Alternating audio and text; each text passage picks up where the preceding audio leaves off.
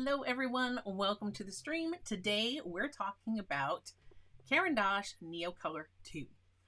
These have been around since 1974. That is according to their packaging on the packaging on the package. The paper on the package says right here, 1974 Neocolor II. We're looking at these today. I have the set of 84. That's a lot. Do you need that many?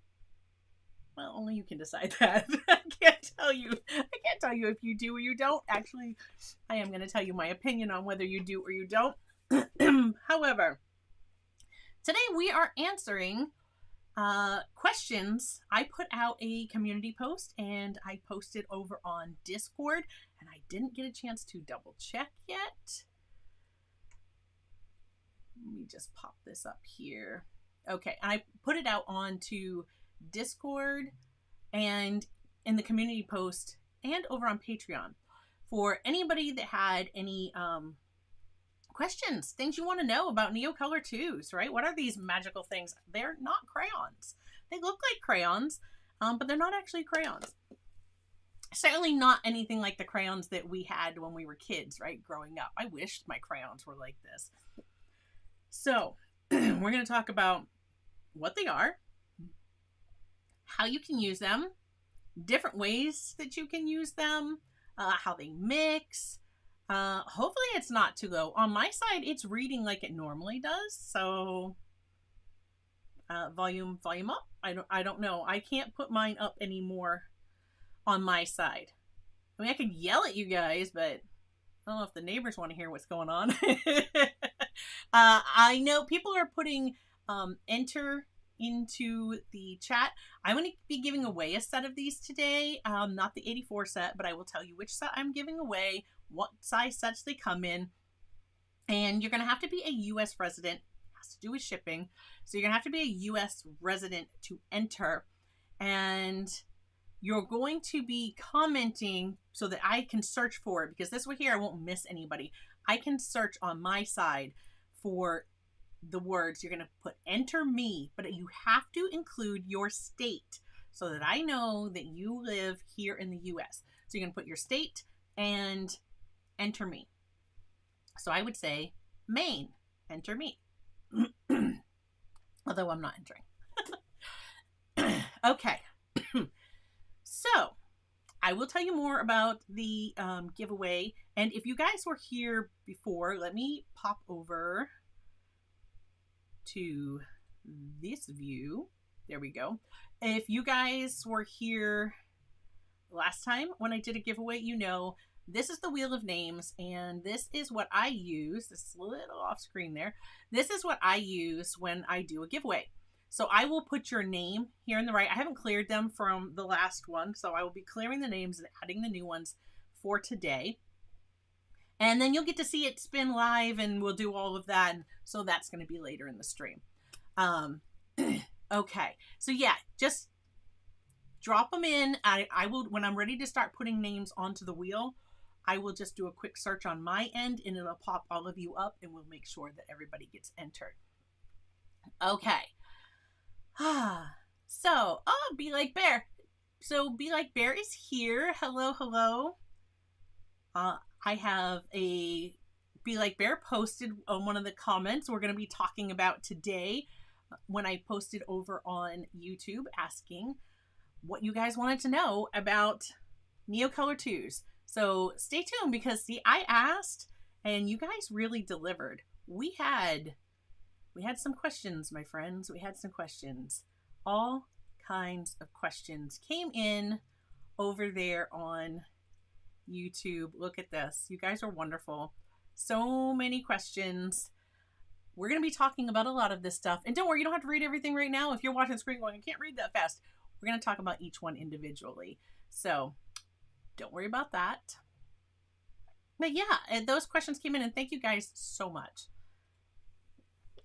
Okay. We have a lot to cover. A lot to cover. Neocolor II. Aren't they beautiful? I've seen some where the cases are blue and some where the cases are red. I don't know that there's any difference in the red cases or the blue cases. If there is, I haven't found it. I also have one of these fancy little things. We're going to talk about what this is. So first, let's just look at Neocolor II. What is it? I'm going to move this out of the way. I'm going to need these for, I already had one out. One of the demonstrations we're going to do. Set those aside. Okay. The 84 set. This is what I have. That's what I'm going to be using today. I did post in the very beginning of the comments a link for this chart.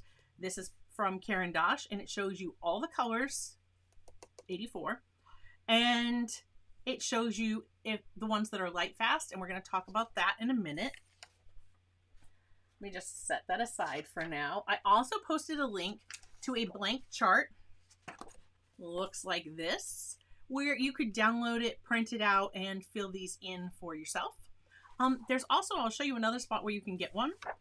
So I filled mine out. It's here. I had to print it twice because I printed this on my inkjet, forgot. That is not waterproof. So I had to print it out again on my laser printer. This is just done on regular cardstock. We're going to talk about all this stuff. We're going to get into it. Stick with me. So much to cover today. And then I also have a list here. Now this list shows me which colors are in which set. So they have a set of 10, looks like this. Isn't it cute? Or in Maine, we'd say Caran. It's very, very cute. There we go. Right, it has some stickers. So there is this one. You guys might have remembered, if you've been with the channel for quite some time, I got the set of 10 from an art box once. And my ears are popping. We were like, I heard it, the rumbling outside. We could get a thunderstorm anytime now. I got it with like a gelato from Faber-Castell. There was 2 of those. Dr. P.H. Martin's liquid watercolor. And then there were the 10 of the Neocolors. But I never really did anything else with them. I have taken the 10 from the first set. They're actually in this box that's mine. So that the set I have is actually a complete unused set. So that I can use those for gifting or passing on in the future. But this is not what we're entering for today. Then there is a set of 15. So these, obviously 5 more colors. So on this row here is all the colors that are in the 15 set. You see them represented there. It looks like a really nice collection. I don't know exactly the colors. I'd have to read that to see and compare. But this is the set I'm giving away today. I'm giving away a set of 15, and this giveaway is sponsored by Rob.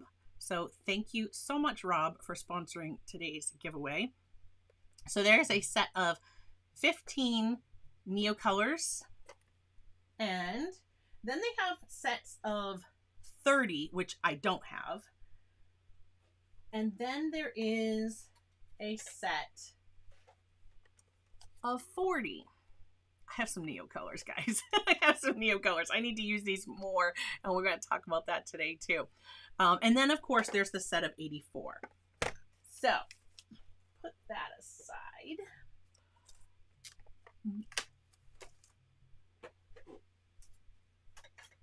All right. And again, this chart just shows the breakdown of where all the colors in the different sets. And there is 126 total. According to this chart, there's still 126, although I've not seen a set of 126. I've only seen the largest sets being 84 in the things that I've looked up recently. Okay, so let me just real quick check in with chat. If there's something that you want to know about the Neocolor IIs and you didn't see the post and you didn't get to ask your question, drop it in the chat, because we're going to talk about, put a Q in front of it. just put the letter Q, because then I can search for the letter Q and I won't miss anybody's questions. So if you have a question about Neocolor IIs, just type like Q colon, yeah, that'll be better. Q colon, and then whatever your question is, okay? All right. Let me just double check chat and say hello to everybody. I am so glad you are all here. Wilmy, hello. Dolphin Soul, how are you? Joseph. Dolphin Soul says, Florida, enter me. I've got you. I will put that down when we start. Hey, Rob. George Pencil Art is here. Ian is here.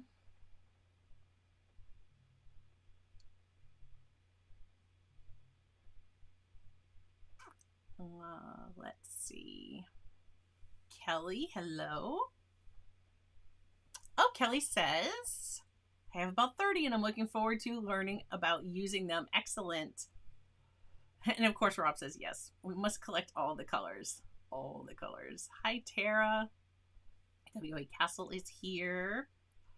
W.A. Castle says, enter me. And I saw that come by when I was saying about entering the state. So I don't know if you've already entered that.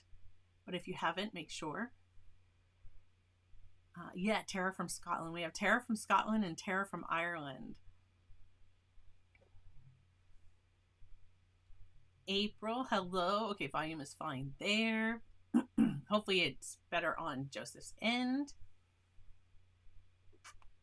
Okay. All right. Ruby, hello, hello.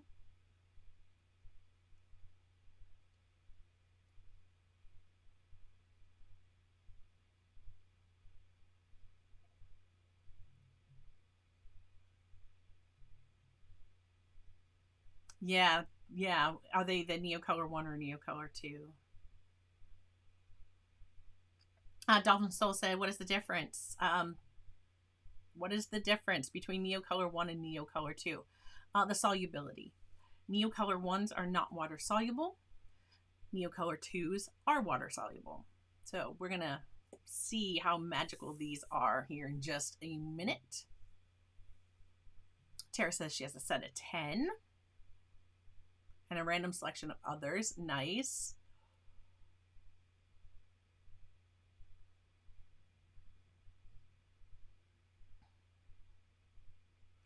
Okay. And George asked, will we be testing them in some art or as swatches? So I'm going to show you some art that I did with them just the other day.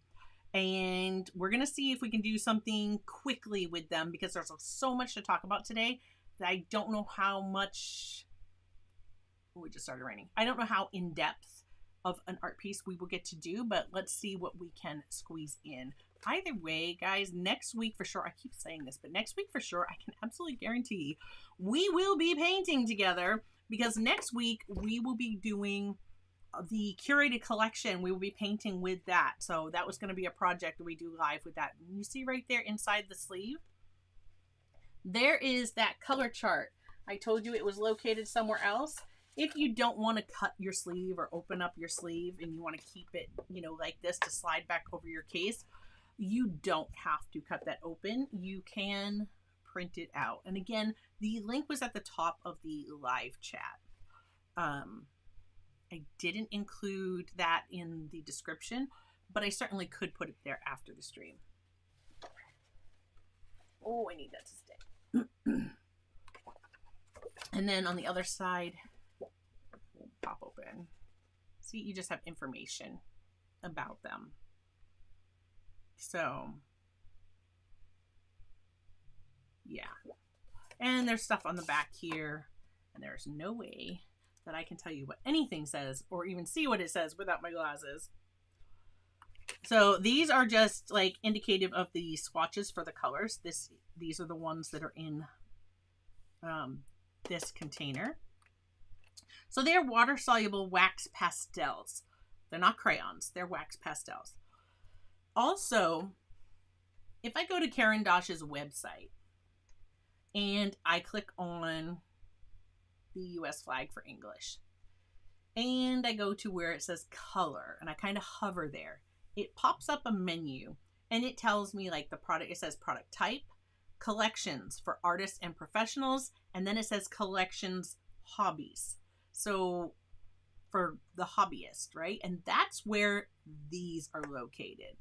So the Neocolor ones, the Neocolor IIs, Fan Color, says Vibralo, Gouache Studio.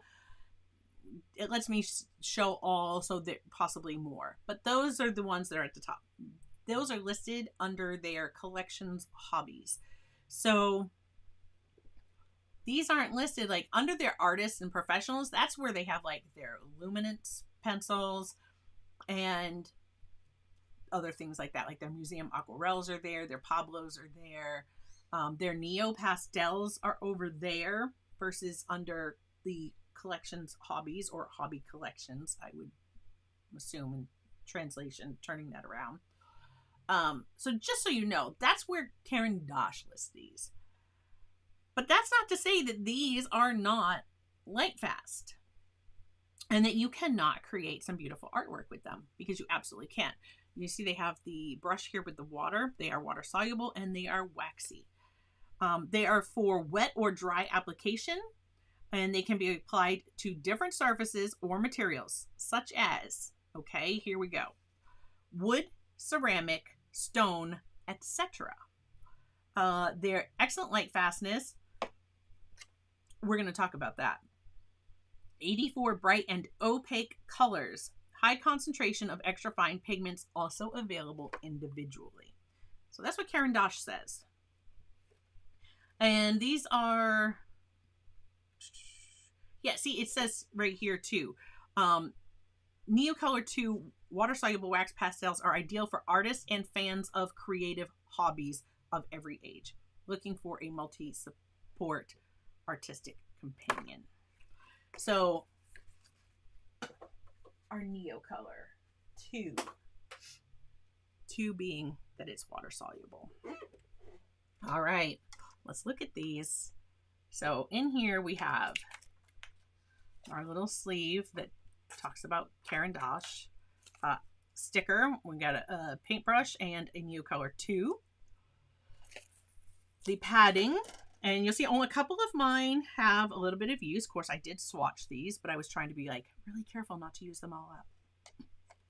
Not to use them all up. Not to like use down the points.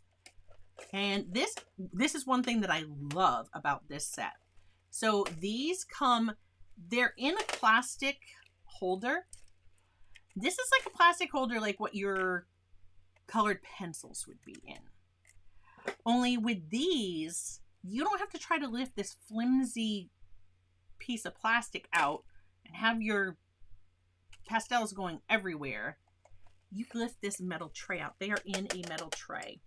And so that can come out. And then we have another layer here. So look at those. Let me just kind of, you guys aren't even going to be able to see them all if I wiggle them down the desk here. It's a lot. There are a lot in this set. If I was working on the desk, I would absolutely pull out the colors that I was going to use for my palette and kind of go from there.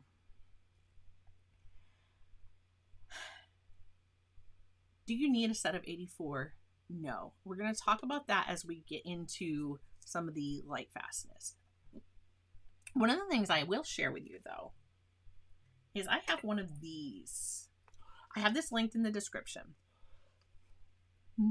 This right here, and they sell some that's like step up in level.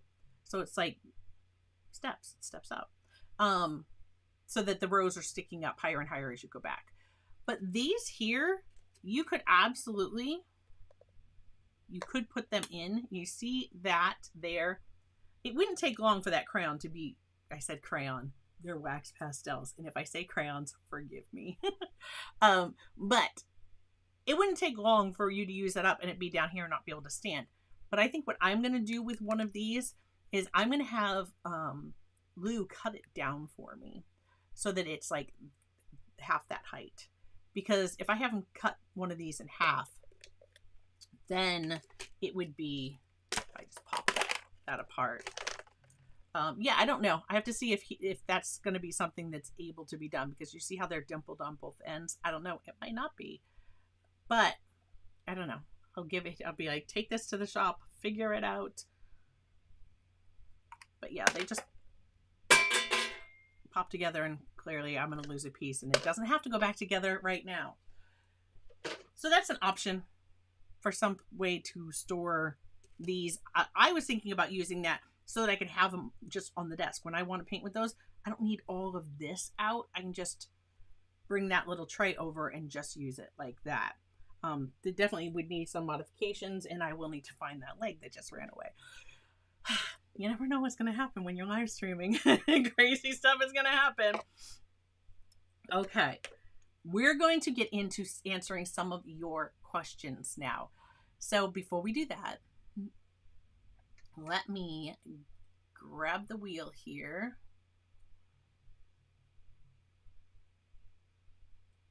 And I need to... Okay, how do I clear this? I'm trying to remember.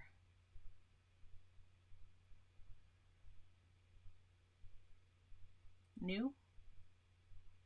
Yes. Let's just delete. All right, here we go. Paste.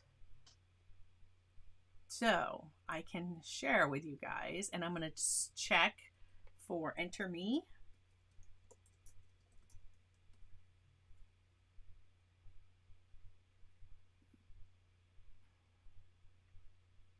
Oh, I'm like trying to type on my screen.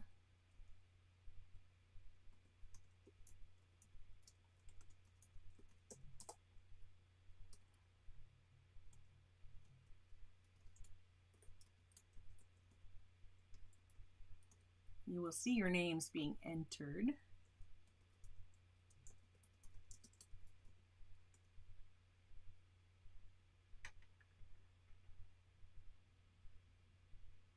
And unfortunately, I don't have somebody else that could be sitting here doing that for me at the moment. One of these days, I was trying to enter Ruby, and I was entering Alabama instead of Ruby.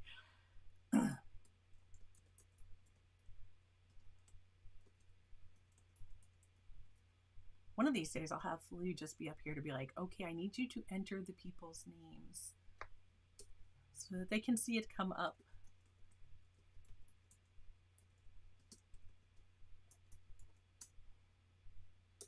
All right. So we'll have left off right there, and we will come back to that.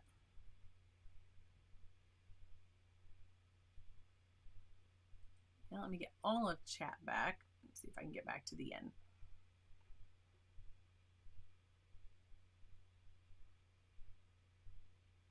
Yeah, thank you, Joseph.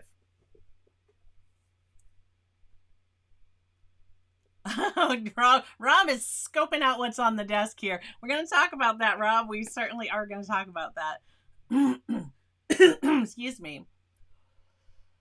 Okay.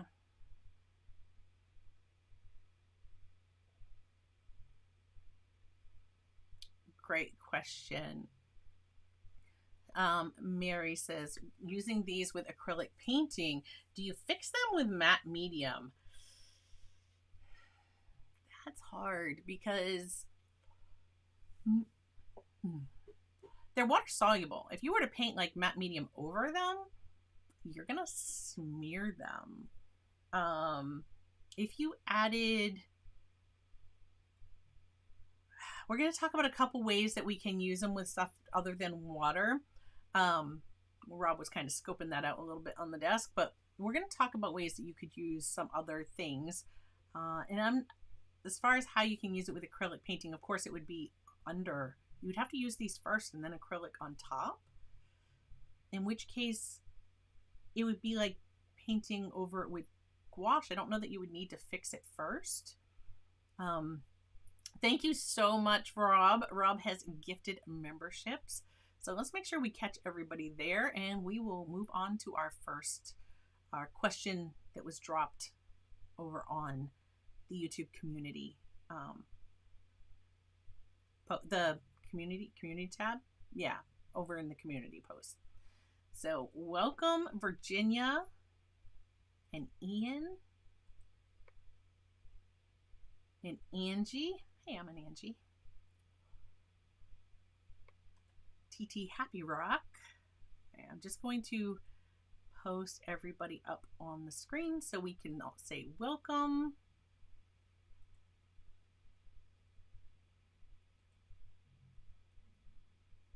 And if you weren't here live, but you're watching this on, and oh, we have Kelly saying, please enter. I found that little, I found that leg. I just kicked it. Kelsey and some dude got a membership. That's excellent. So Kelly, I will put your name in right now, Kelly. Or yes, Kelly, Kellie. Luck. There we go. Okay, thank you so much, Rob.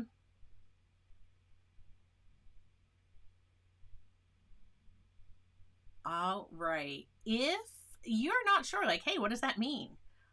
Here's what you just received: a gifted membership for the Superfan tier. It gives you access to Discord. If you have Discord and you've connected your this YouTube channel that was just gifted a membership to your Discord, it's done within Discord, then you don't have to do anything at all. All of a sudden, you're going to see within the next few hours that the Clark Fine Art server will pop up as available to you, and you can join it, and we'd love to have you. That is one of the biggest perks that you get as a super fan. You also get a nice little badge by your name here on YouTube, and you get access to the custom emotes that only channel members have. We do a lot over on Discord. You get behind the scenes stuff. There are quite a few channels that are available on Discord for super fans. Okay. We are getting close. Yeah, we are. We're getting really close to hitting that next big number. So yeah, thank you to everyone who's been hitting that subscribe button. I greatly appreciate it. It's a wonderful free way to support the channel, and I appreciate you. And as a subscriber, you get to chat with us here in the live in the streams, in live chat. And as a subscriber, when I do these giveaways, you get to enter them. So you just have to be a subscriber of the channel. All right. That's a lot. Are you ready to get down to some more business? Let's look at some of these questions, and let's start with this one right here. Where did it go? Why am I not seeing? Oh, because I took them all away. I took them all away. So here they are again.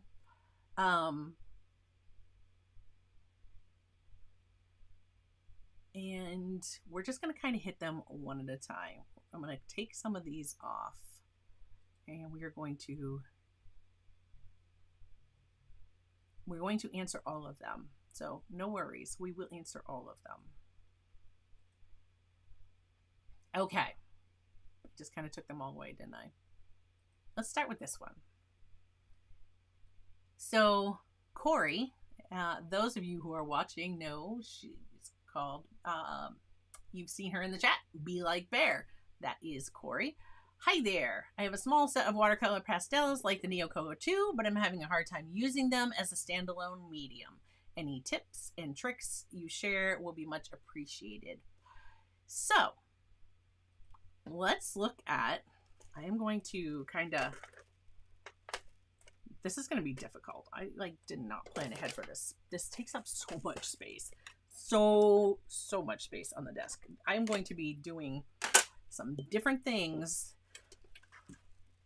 when I want to use these. Okay. We're going to talk about this in a second. And let me just pop that back up because I want to make sure. So we're talking about using them as a standalone medium. So I created this just the other day, And if you follow me on Facebook, I'm Clark Fine Art. I posted this and I actually tagged the photographer who shared this photo for art reference. And this was done just with Neocolor IIs. I didn't use anything else. I used it pretty much like, I got that watercolor look as I felt. We're going to talk about what kind of paper I put this on. And you can see this is a toned paper and they are opaque.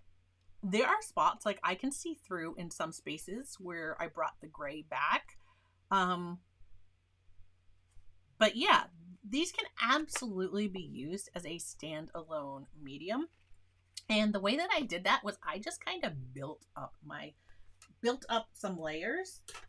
And let's grab, I have a variety of papers, and everyone that I'm going to use today is in the description below. So let's just start with some Be Inspired watercolor paper. You guys know this is like one of my favorite inexpensive cellulose watercolor paper. It's 140 pound, 300 GSM. Okay, so look at that shiny signature. Now I will let's just note that was not Neocolor. That was done with a gel pen. So yeah, there's that. But you can put gel pen on top of it. So there you go, without a problem. So these can definitely be used standalone. You're just gonna build them up. And as we go along today, Corey, I hope that you are going to see different ways that you can use these as a standalone and really enjoy them. So that was one that I just created the other day because I was playing with them. I was like, we got questions and I need to see. So yes, easily can be used as a standalone. So next, let's talk about Creative Mama. Some of you guys would know her here on YouTube as Heather Bryant. Posted over on Discord because I had this question out there for channel members as well and patrons. And so Heather asked, make sure I get back here. How do you mix and blend them? There's so many ways that we can mix and blend these, and I'm going to show you just a few real quick. Let's just start with, we can put them onto the paper. We can use a palette like this guy. So this is the Caran Palette Aquarelle, and it is super shiny. See the shiny? Super smooth on that side, and it has a texture on this side. And oh, now I just lost my, just a second.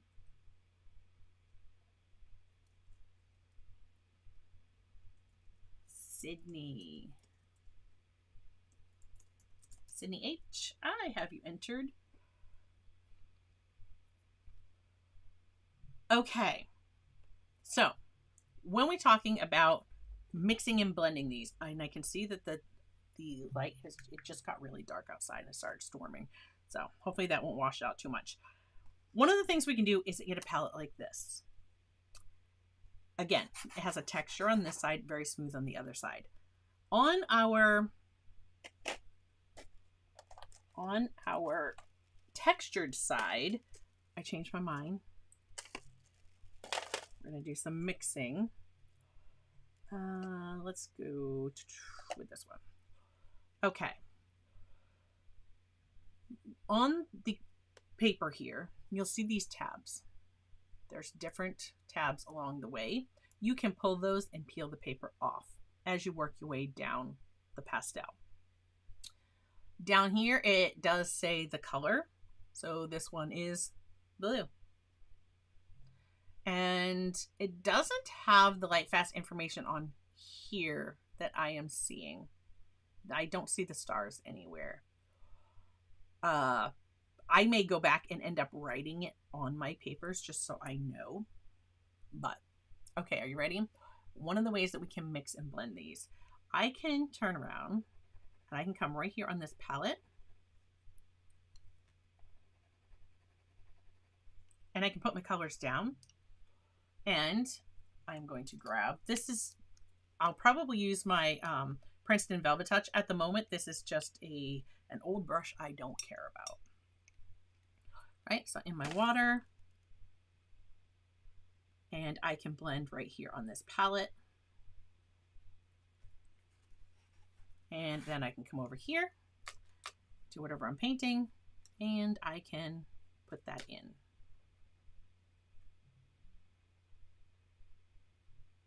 Right. Well, maybe we get a little blueberry here.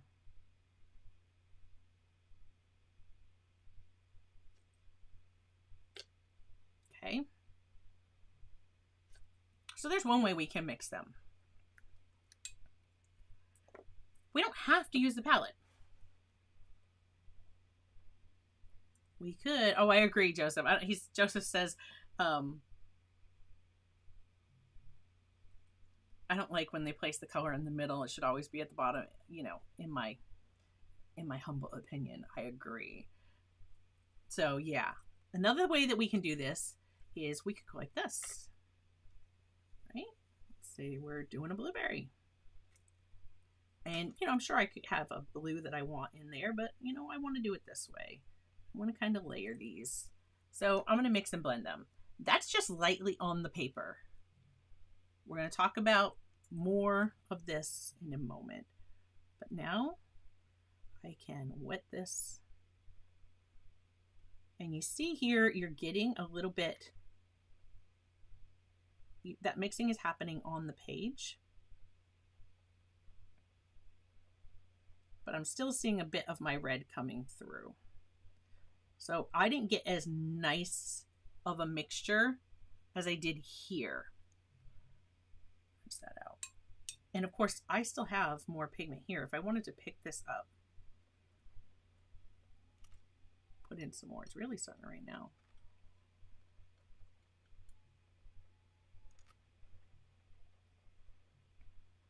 Right, and add to our blueberry. I can do that.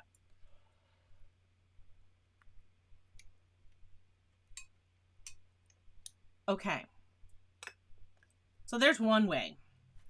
We can really blend them on our papers too. And I have different papers. And we're going to talk about how they kind of work with doing this kind of stuff. So as far as blending, like if I press, I'm not pressing too hard, but I am getting a lot of pigment down there. Right, I can come over, I can kind of go back and forth with these and layer up. But again, they're water soluble. If I want to fill the tooth of my paper, I really need to come back.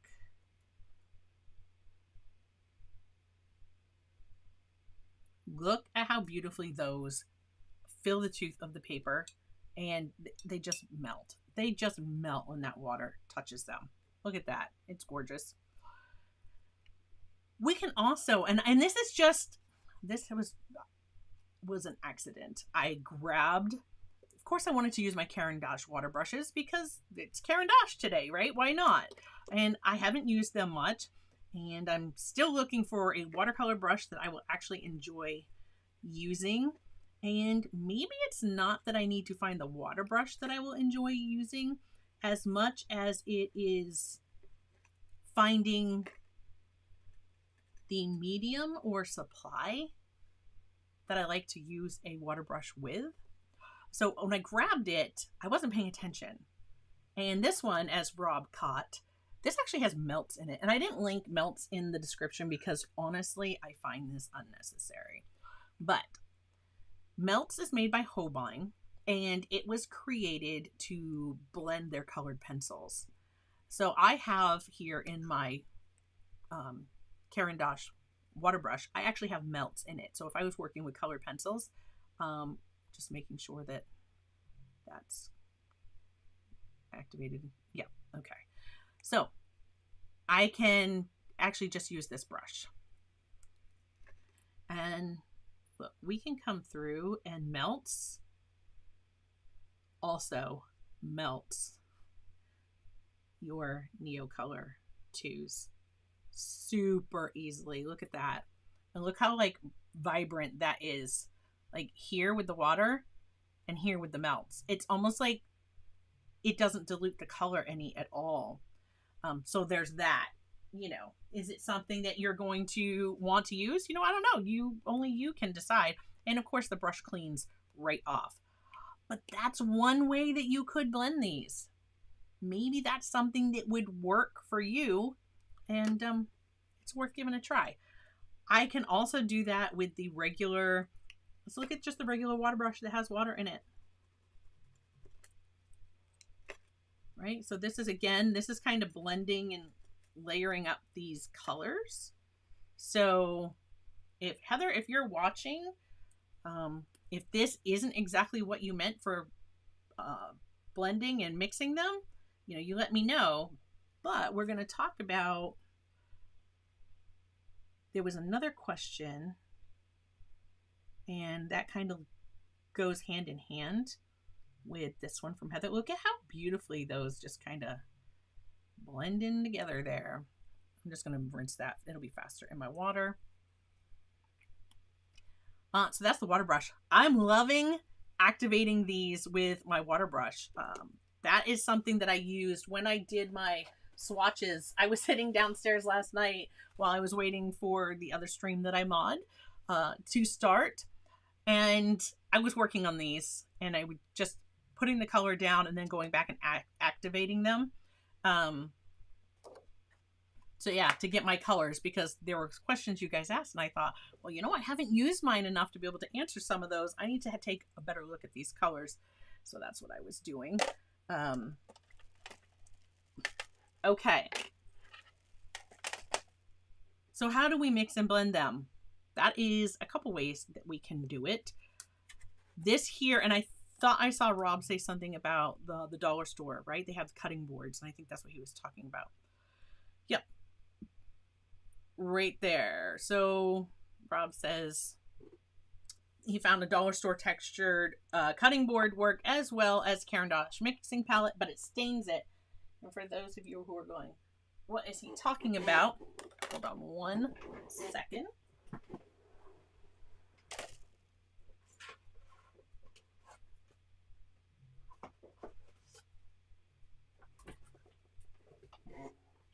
They have some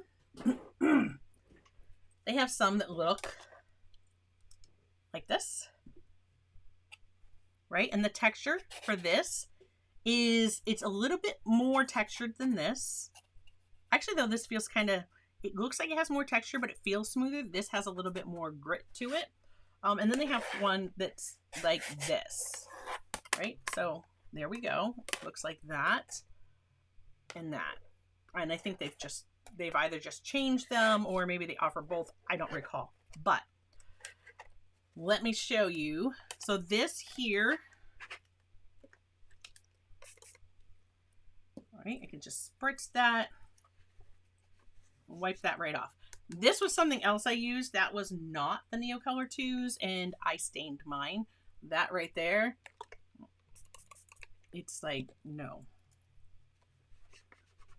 That is not coming out. I haven't taken it downstairs and tried to scrub to see if like I'd get it out of the texture, but I think that was charcoal.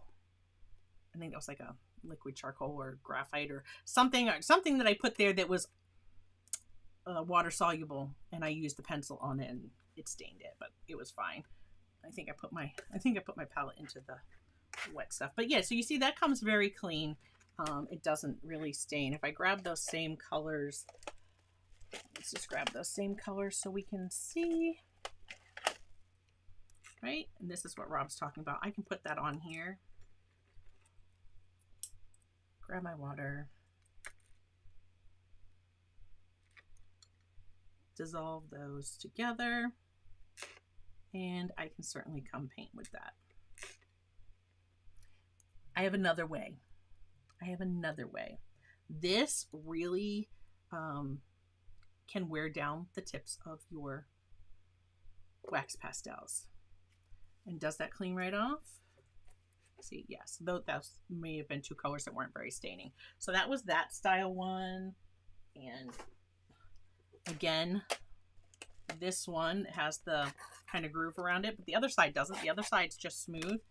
You could do it on either. You see, we can pop that color on there. Wet that. Dissolve both of those together. And then come over here and paint with it. So we can certainly use this like little palette. Okay, so there is that. But let me show you another way. And see, that did a little, there was some staining on that one. I think this is the one that Rob has, and there is a little bit of staining on that. Okay. So I am going to be giving away one of these as well. So when you are entering for this set, and actually it will come all fancy, brand new in the package, no stains by me, like that. So this is what you're entering for. All right. Okay, so another way to work with them. If I wanted to mix and blend, I could also do it in here. I could take a drop of water. You can use any palette, right? Drop of water. It's a few drops of water. There's water in there. And then this also will go with another question that was asked, because I did get asked,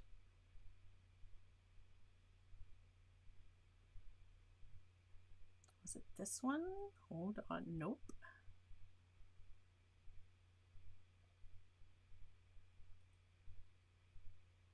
No. I know what it looks like, but we're going to get to that one.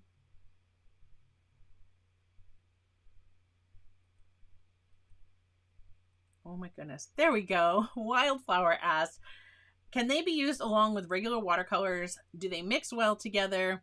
Or what's the advantage of using them over watercolor sticks such as Daniel Smith? So this right here. Okay, so I hope, Heather, that has helped with how do we mix and blend them. Okay, here we go. I have some water in here. You guys have seen me do this with the Daniel Smith watercolor sticks before, so I thought this is a great transition into Wildflower's questions, because she was asking about the sticks by Daniel Smith. I have some here. We can take this, and I'm going to take the flat end, because why damage the points that I might want for drawing? I'm going to take the flat end, and look what happens if I just swirl that in the water, right? And I can do that just with the single color. I'll set that there to, actually I can set it right back in my case because this is plastic. It can set back there to dry. So I could do that with a single color, and then I can pick this up and I can paint just like I would watercolor.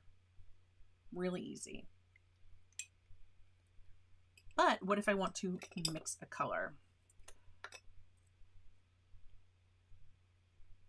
And if you're asking, well, you got all these colors, why would you want to mix a color? Well, maybe you don't have all those colors, right? And so I can see kind of where my color is getting as I'm mixing these together. And is that going to bother this right here?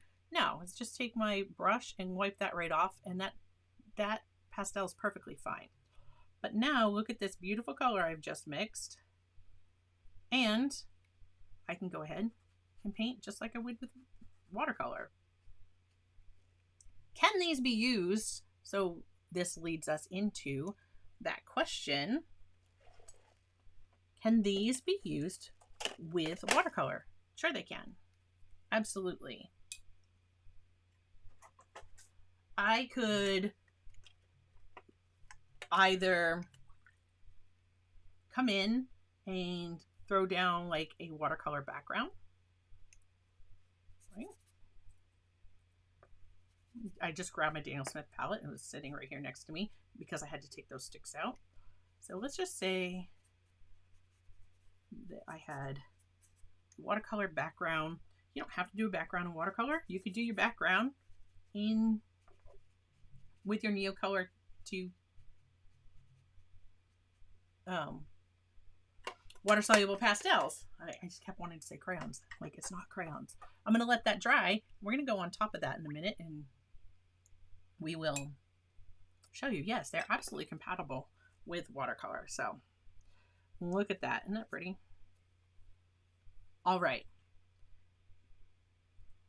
So yes, they can be used with regular watercolors. Do they mix well together? They do mix well together. If that's what you meant. So Wildflower, I see you in the comments. Do they mix well together? Is this what you're talking about when I just mix that red and the blue and look at that beautiful purple we have, and we can mix them either like this on the palette and then apply them, or we can mix them in a palette and then paint with them like watercolors. Okay, so yeah, we can do them that way. Now the other thing that you asked is, what is the advantage to using them over watercolor sticks such as Daniel Smith? Okay, when it comes to watercolor sticks, and I'm forgive me for air quotes, I am putting air quotes because in my opinion, Daniel Smith's watercolor sticks, this is a water soluble wax pastel. I don't consider this a watercolor stick, although it does act like a watercolor if you use it in certain ways. These are a watercolor stick. Now, Faber-Castell makes gelatos, works similar to these. Elira puts out some that work similar to these. I am sure there are a bunch of others that work similar to these. These here do not work similar to these, with the one exception. When I showed you how I did it like this and then painted with it, they work like that. These here are not. Let me show you the difference. I'm going to show you exactly how these differ. I love Daniel Smith sticks. I love them, but these are absolutely not. This is like apples. We're comparing apples and oranges right now, and I'm going to show you why. So I'm going to take that comment off the screen for now. Here we go. And these colors are not going to be exactly the same, but similar enough. So let's just say that I want, right? I'm going to do this. See that? Look at the crumbs. They can be crummy. Okay. Boom. Right? Fine. If I want to wet this down, this is the beauty of the Neocolor II. Are you ready?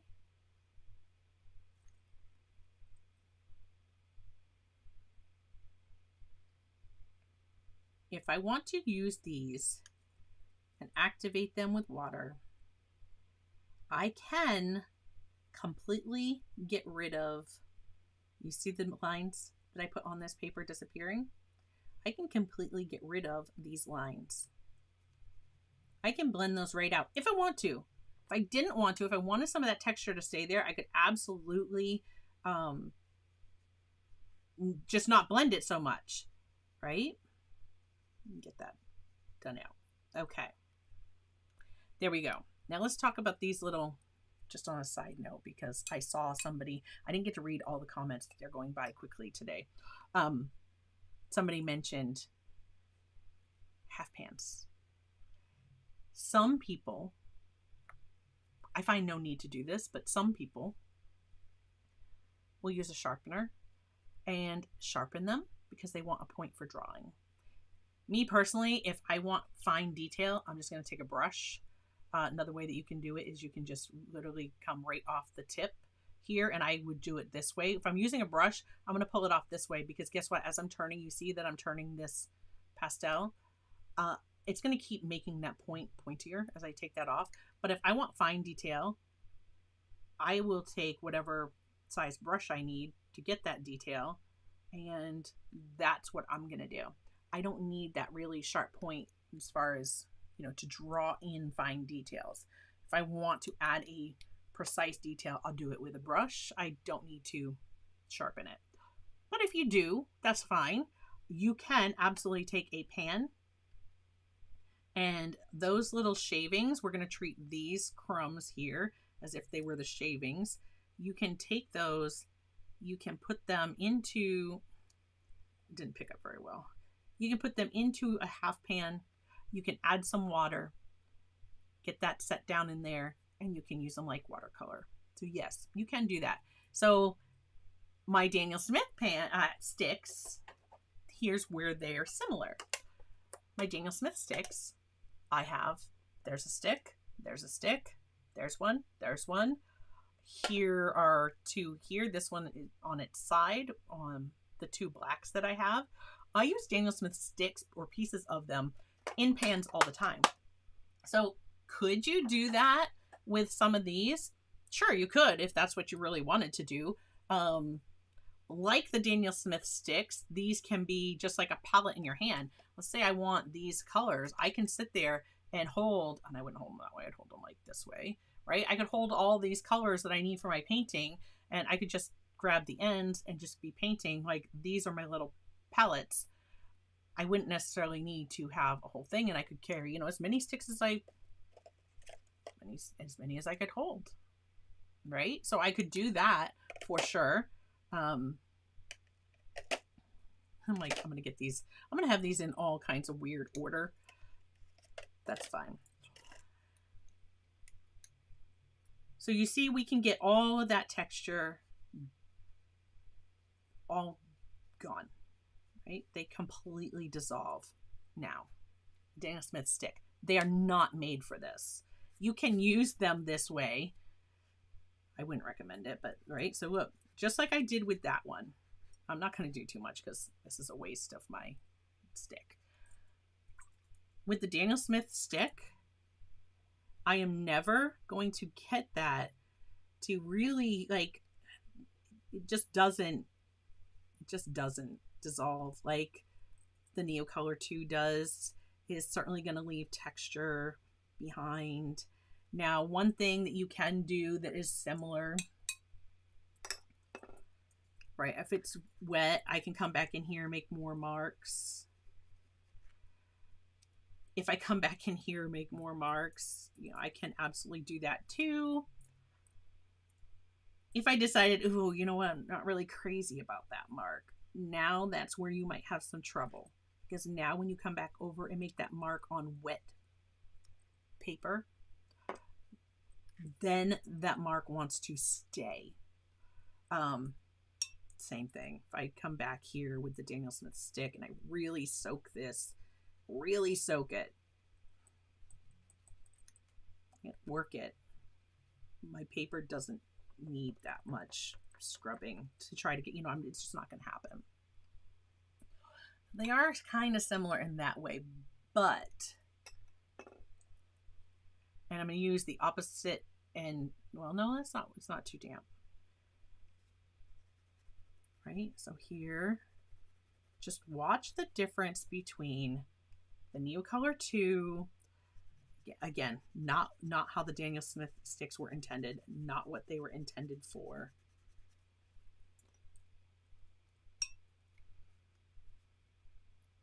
Okay,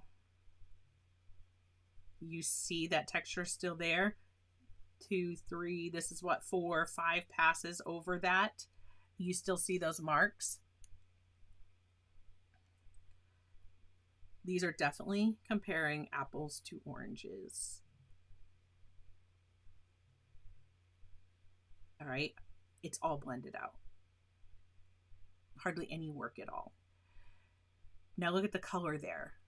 That's not to say that Daniel Smith sticks are not vibrant and very colorful, because the way that Daniel Smith sticks were intended to use is like this. And when I use it like this as intended, and I wet and pull that color from my stick, very vibrant, full of color. It is made to be used like that, not by scratching it on your paper. Yeah, you can absolutely add texture to them like that. You can, and I'm sure that there are artists who do, but they are not intended to be like a wax pastel. That's not what this is. So see the difference? Like at first it's like, oh wow, the Neocolor is even better. And then when you use the Daniel Smith watercolor stick the way it's intended, this is actually a watercolor pan in your hand. That's what Daniel Smith says they are intended for. So I hope that answered your question, Wildflower. I hope that helped some other people who might be like, oh, are they the same thing? No, they're absolutely not the same thing. So much more pigment here. Okay. So let's see. I'm going to double check on questions, make sure no other questions have come into the chat.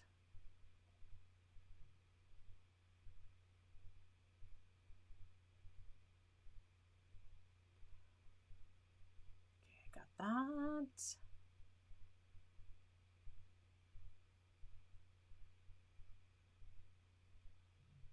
Oh yeah, Heather says, I'm glad I'm not the only one who doesn't like watercolor brushes. I don't like them. For watercolor, I don't like them.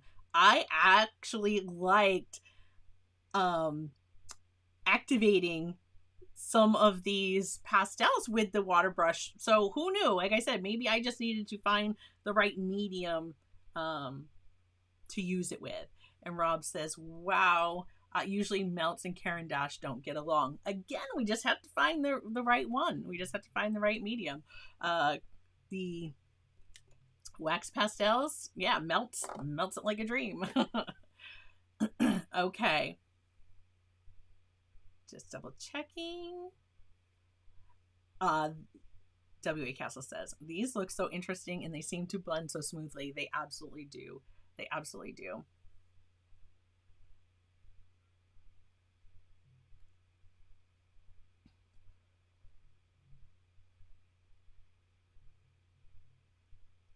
Yeah, Sheila says she doesn't like watercolor brushes very well either.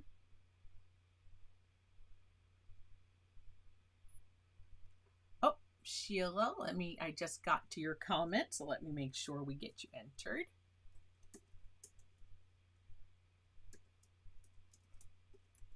Sheila Cruz, you are entered.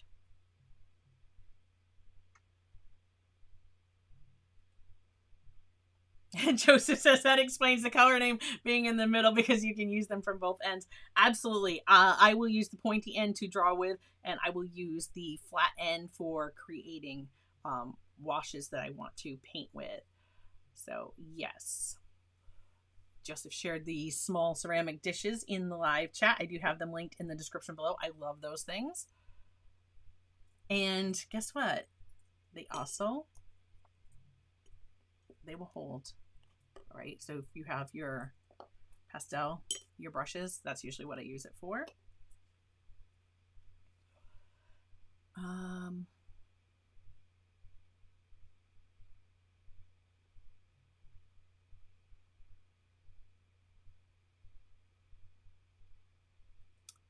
Are you asking if these swoosh or stick? If you're talking about when we paint with them, no. If I'm guessing that's what Joseph is asking. Like if I have a wet and wet wash, so if I wet my area, and then let me just see, this is already drying. And if they dry, no big deal. You just re-wet them. So you can absolutely put them in half pans. And then if I add that to a wet area, oh look, Joseph, the answer is they swoosh. So that really took off in that wet wash. There's my something new for the day. I am liking that. Liking that a lot. So yeah, if you're going to work with them in some wet and wet stuff, there you go. Okay.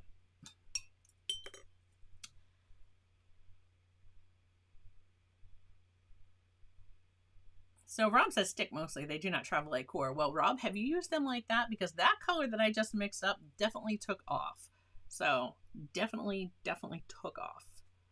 Now, if I was doing them like this, where I'm putting that down on the paper,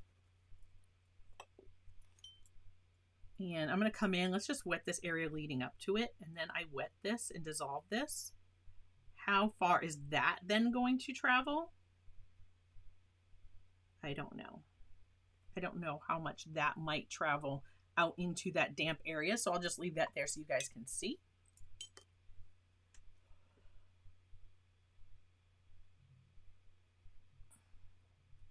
Don't be afraid, right? Don't be afraid. Experiment, explore with your art supplies. That's what they're there for.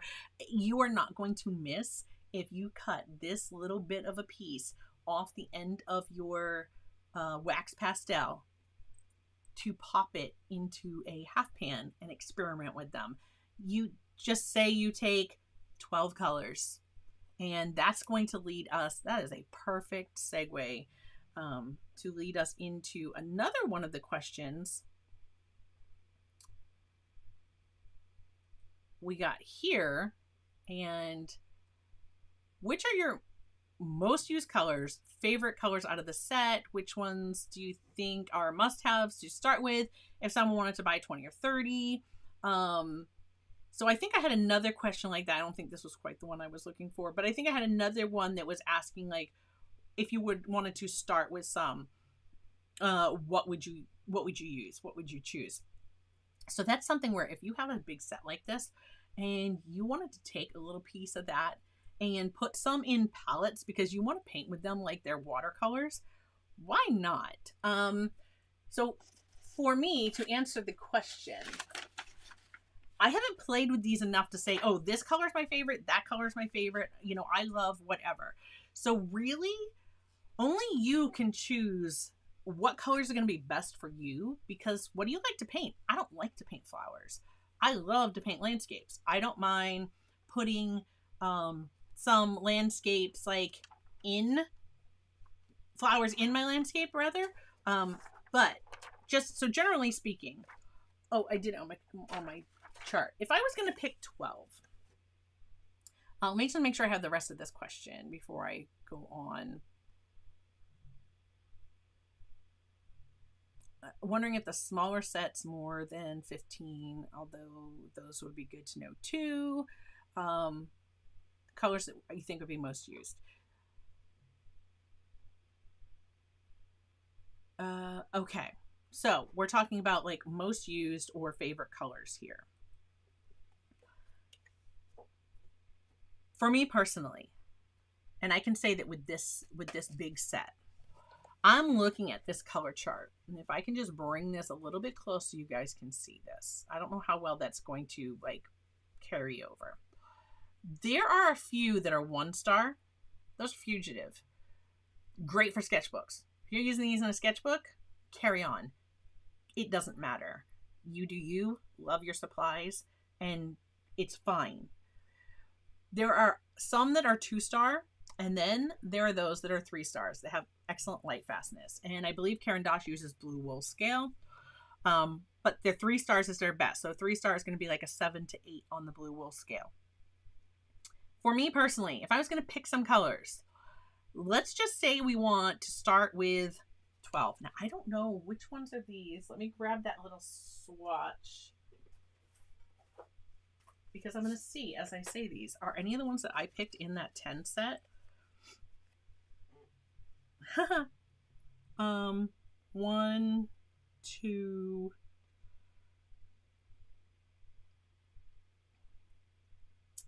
possibly 3 are actually in the 10 set of ones that I went through and picked by looking at this color chart.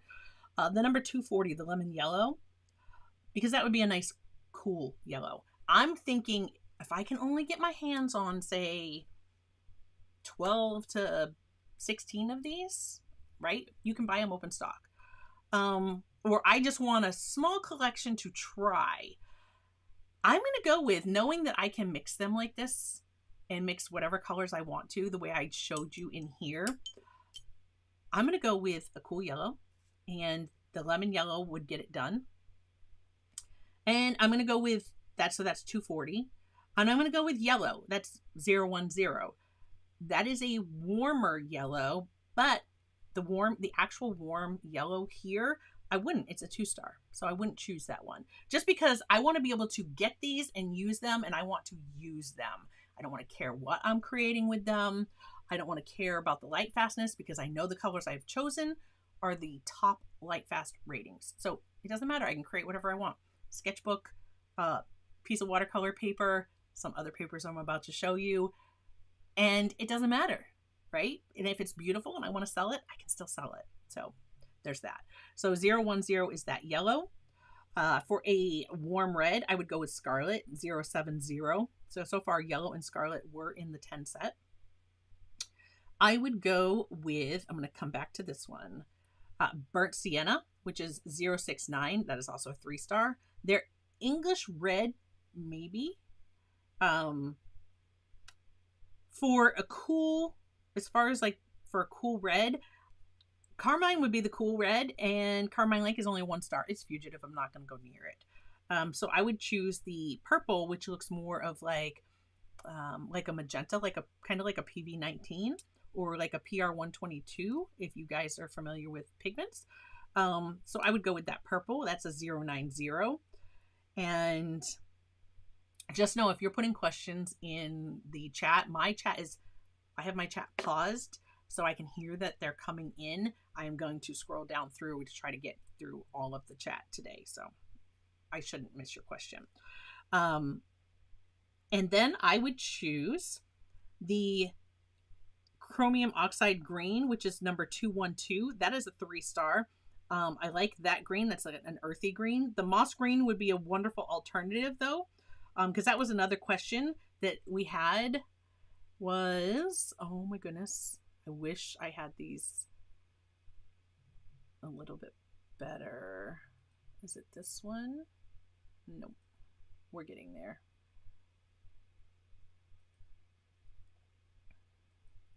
I kind of already went over that. Oh, I'll answer how my favorite way is. And we did that.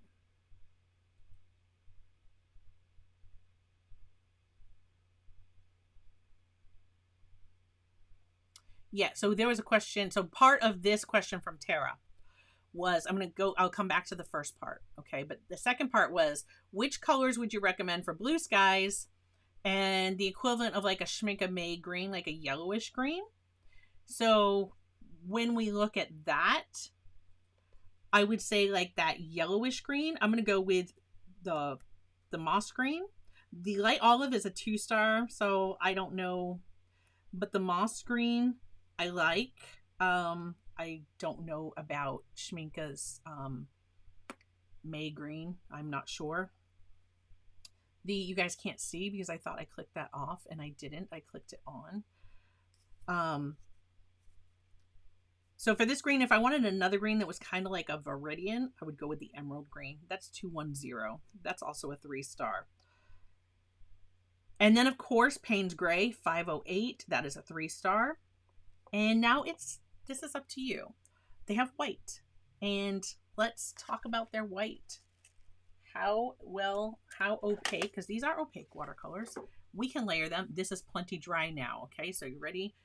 Here is the white on top. Right? It definitely shows up on top. It is not white like this is white. I say this is white. No, it doesn't want to write. I hate gel pens with a passion. So a gel pen, yeah, no. I signed my work the other day, but on top of this, apparently, it just wants to activate the color and not write on top. So there's that. Isn't that wonderful? Like, it's not opaque like this opaque. That doesn't want to paint anything. Okay, ready? This one won't fail me. This will not fail me now. It is definitely not opaque. Like this is opaque. Okay, and you probably know what I'm using. Dr. Paige Martin's Bleed Proof White. That's opaque. Can I put it on top? Yeah, I sure can. Do I have to worry about anything with these mixing? Absolutely not. They're both water soluble. They will stick. It's fine. Okay, I hate gel pens. I do. Like the Jelly Roll, I hate them. They just never work right. They never work. They drive me bonkers. Yeah, so if you want to get into some pastel like stuff and you want a white, you know, maybe you would go for the white. It of course is a 3-star. So that's a matter of your choice. Then again, possibly like this crimson alizarin, that's actually not, it's more of like a PR 101. Oh my gosh, the name just ran away. It's more of like well, this says English red, and it's a little bit redder than that, but it's still like that pearly maroonish type color. That I would do that. I absolutely love the moss green, the chromium oxide green. I could also see me using, though, like this dark green, this greenish blue, the malachite green. These are all 3 stars. As far as the blue, the question was blue skies. For blue sky, if I'm going to do a blue sky, I'm going to use probably, now the one that says ultramarine is a 1-star, so that's sad, right? I'm not going to touch that. But the regular blue, which you guys have already seen me use, there's blue. There is sky blue is very purple. So that's what she said. Sky blue is very purple, and it is. You have to forgive me. I have like crayon all over my nails. They're going to be a mess. So the light cobalt blue, this one, I absolutely love, but it's only a 2-star, night blue. I love that color. I don't know how the Prussian blue would do. Where is it? Where is it? Right here. Okay, so let's just see. You wanted to see sky colors. If I was doing a sky. Here's my Prussian blue. Here's blue.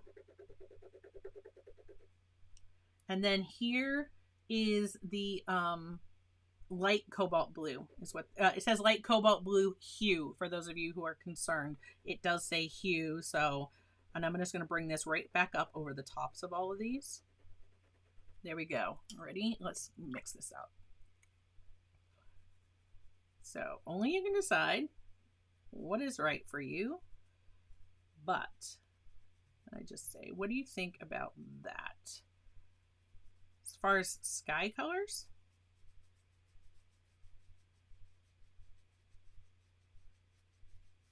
and another question was, are they gouache-like? Yeah, they are gouache in the sense that they are opaque. Right? Look at that. I can layer on top of each other, like they can layer up on top.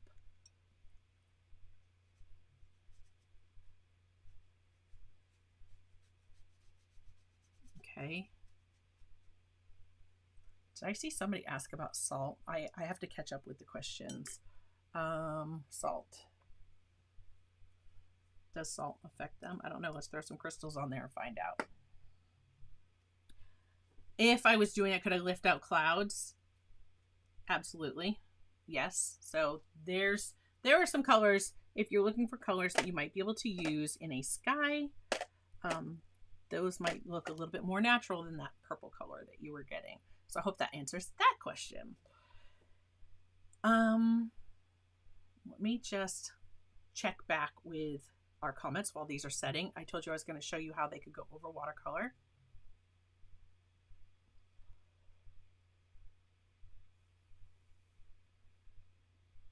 Oh, you are so welcome. Yeah, moving through the water equals the swoosh. Exactly.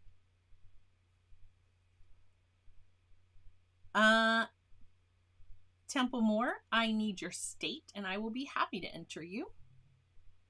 And if you've already put it, I just haven't gotten there. I will.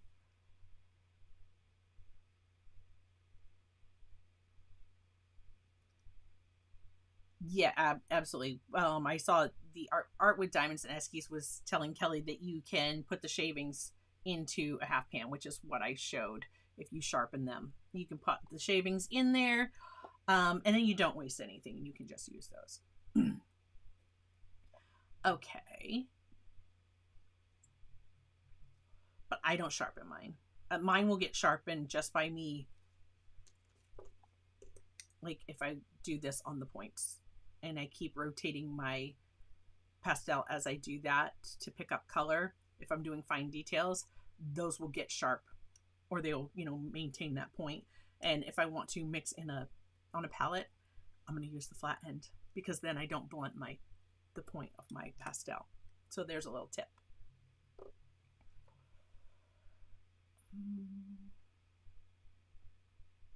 Yeah, there are some really cool ways to use these.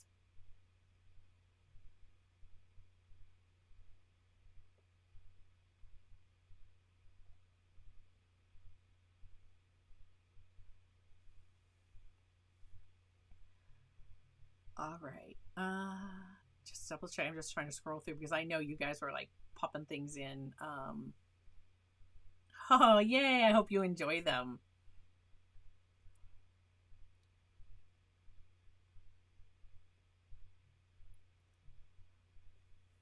Yeah, it may be hard to find, Kelly, because Rob was talking about videos with Daniel Smith talking about cutting the stick and putting it in a half pan is kind of defeating the purpose. It's defeating the purpose in the sense that, like I said, they designed them to be a half pan in your hand. They came up with the idea for you to actually hold the sticks like this, however many you want. Like I could hold probably a palette of 20 colors in one hand and just sit here and paint, right? And I wouldn't need anything else. That's the way they were intended. However, I don't know about you, but if I'm painting and I have 20 sticks, I find it much easier to paint. Oh my goodness, where did it go? Everything's hiding on me. I find it much easier to paint with 20 pieces of stick like this in a little pan that I can just attach to my, you know, like my plein air setup. I'm not going to paint with them as intended plein air. Not going to do that. And if they're in the studio, I'm going to have them in a holder or something. So I'm still not really going to do that. And you guys have seen me. I have some of the sticks that I don't have in pans yet. And I'll take the stick and I'll do like this. So again, I don't use them as intended. And I love, you know, I love them, but I don't hold them in my hand and do that. And it's fine. But it might be hard to find that video because that was in one of their Thursday live streams that Daniel Smith does. That was said. It was quite some time ago. So there's that.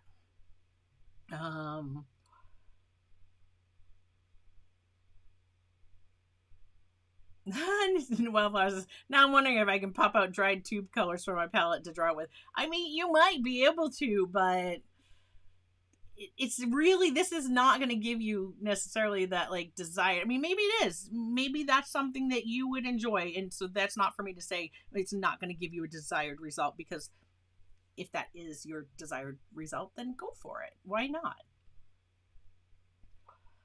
Okay.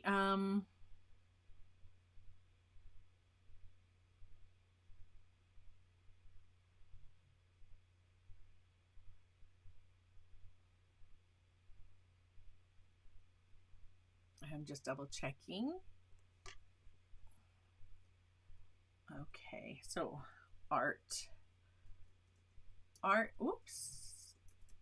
and diamonds. My fingers are wanting to move faster than the computer with Eskies.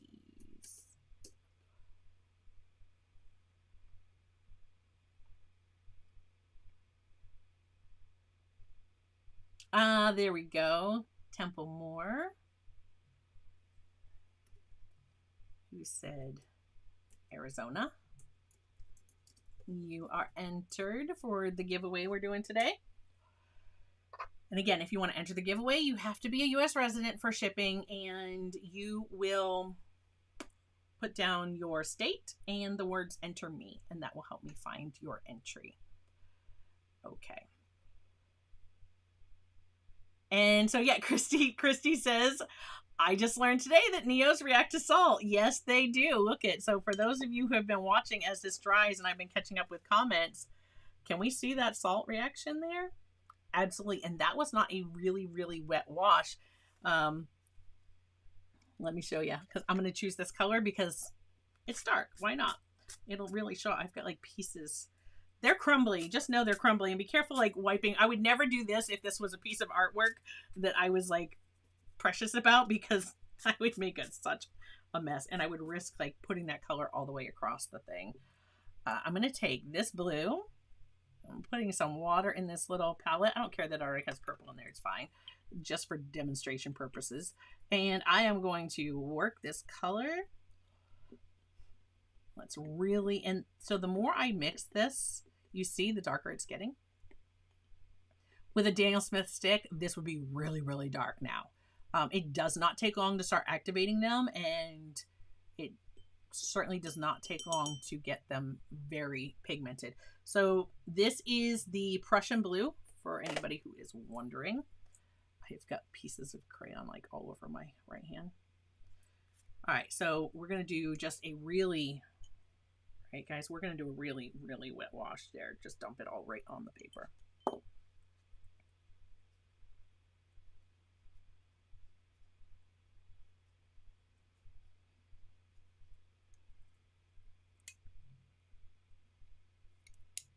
I'm letting it soak in for just a moment.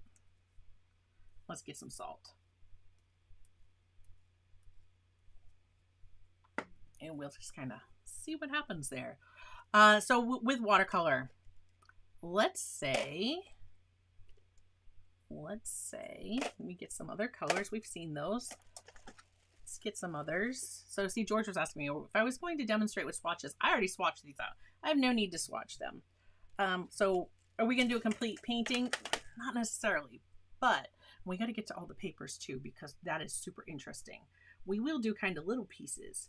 Let's just say we have, we're going to, that's not quite red. I want like almost fire engine red, or even bolder. Let's go with this.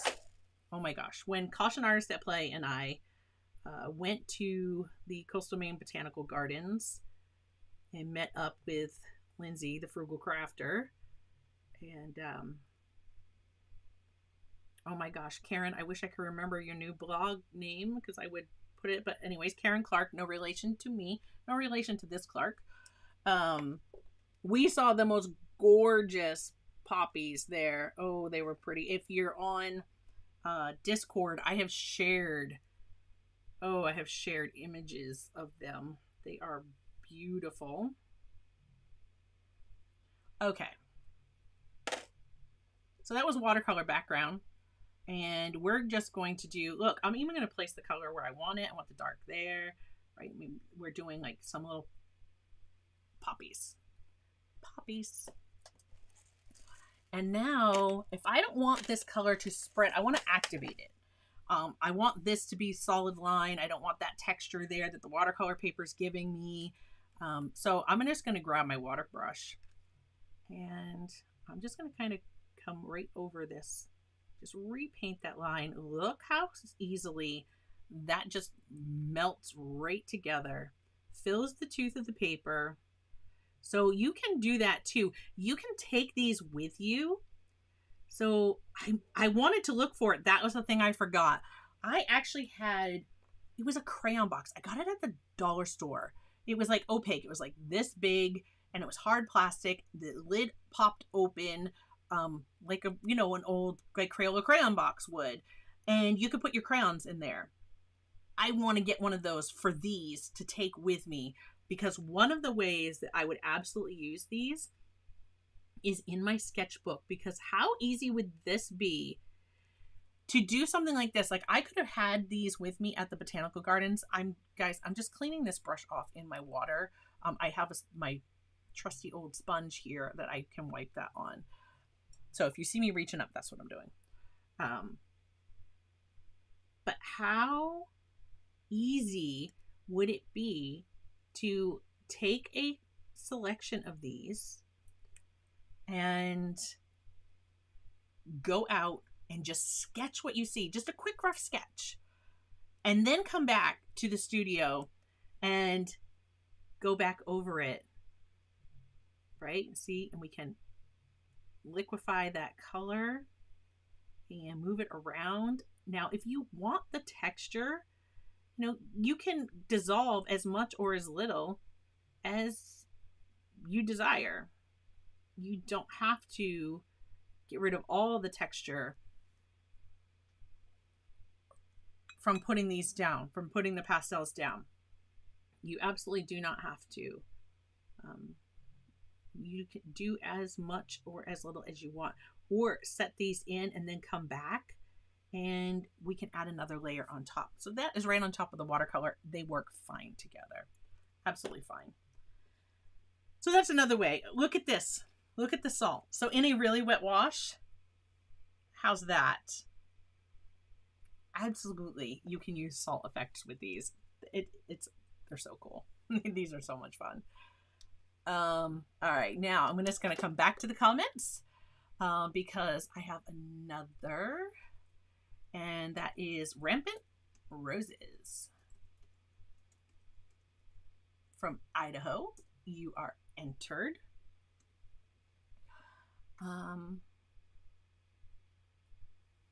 Holly says, I've just seen how cool these are. These are so cool. Yeah, Cadmium Red Falcon says, that is interesting. I didn't think they would whoosh at all. So now I know how far behind I am. Let me get caught up.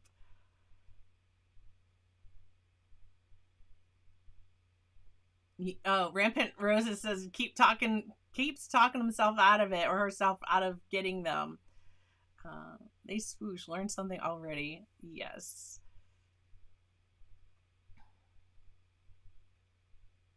Some things react a lot more to salt than others, and so this, not as wet. Look at the little tiny spots we get, but when it's really wet, that's, and some colors may not act as strongly.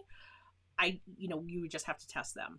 But I know that some blues already from watercolor will react to the salt pretty well, so that's why I chose them. Okay. How is salt water different from granulation medium? Great question. And we did have a question about granulation medium. So I have heard Lindsay has done a video before, the Frugal Crafter channel. And she did salt water and got some extra granulation. And then she's also, I don't know that she compared it to granulation medium or not, but how they differ, I am not positive. But one of the question was, and we do have granulation medium here, so as soon as I get caught up with the live chat, we're going to talk about the granulation medium and what does it do to these.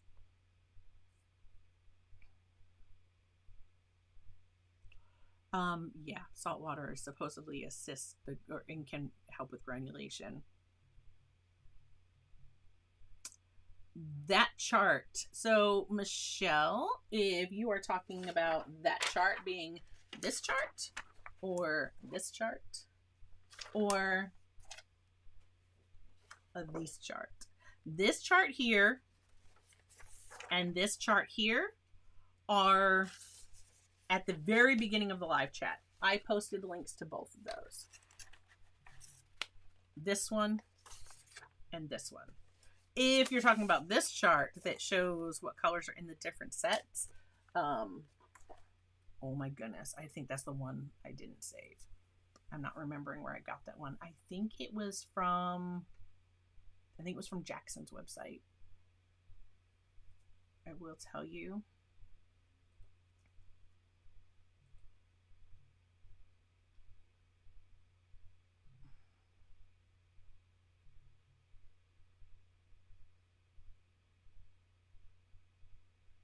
And now it's not giving me the same results. That's not it. I think it was from Jackson's website. It came up in a search. I just searched for Neocolor II. I think I searched for pigment chart. That's another thing. You don't have the pigment numbers with these, so there's that. We can't. I don't know that Caran d'Ache even puts them out. or if they're available. So yeah. Okay.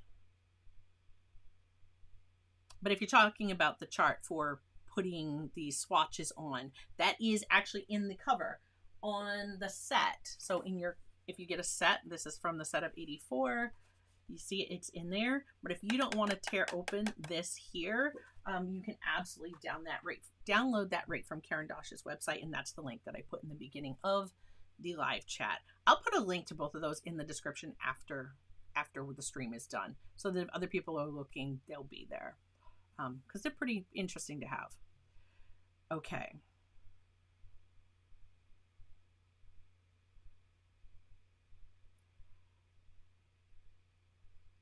All right, let me just see.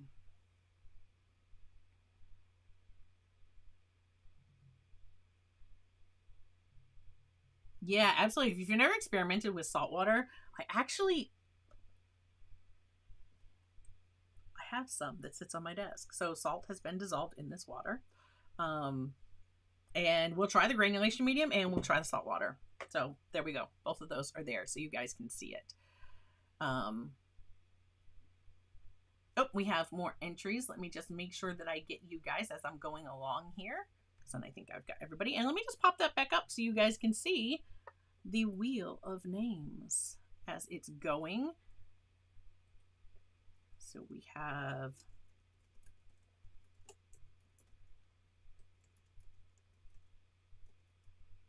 Princess Cool Girl from Oklahoma, you are entered. And Missy from Missouri, you are entered.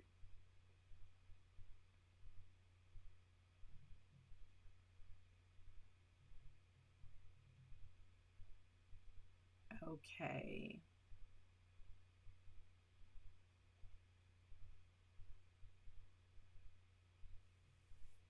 That malachite green is gorgeous.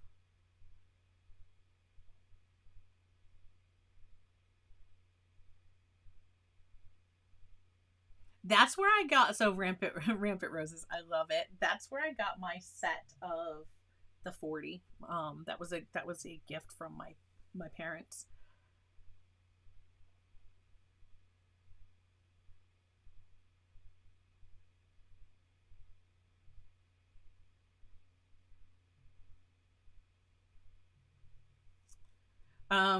Christy had asked about this spot. Let me take the wheel of names away. You guys can see that you are all entered. This spot, when I was doing that gel pen, I had already dissolved that with water and it had dried. It was dry when I went to put that gel pen over it and it just wasn't working. But this one, it worked just fine. It could be the paper. It could absolutely be the paper that's part of the problem. This is watercolor paper. This is not. We're going to talk about that paper here in just a moment. Oh my goodness. Like, try and make sure I get through chat and make sure I get all of you guys' questions too.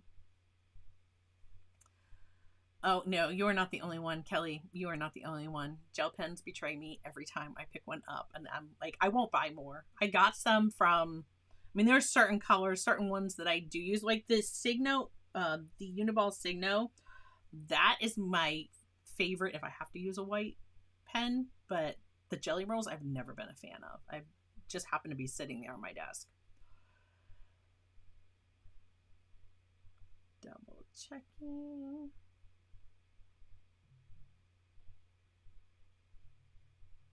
Oh, Catherine, I've got you.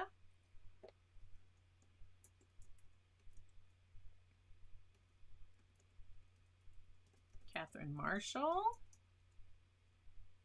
Hello, California. You are entered. And you are very welcome, Tara.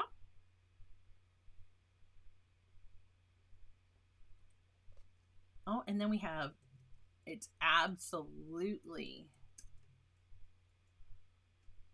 Cheryl. And she's from Virginia.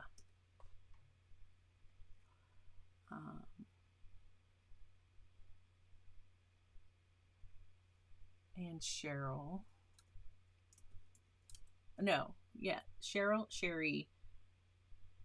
I'm going to put you on the screen just so I can make it bigger.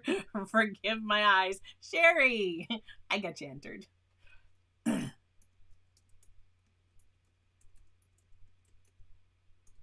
Hello, Ohio. Okay.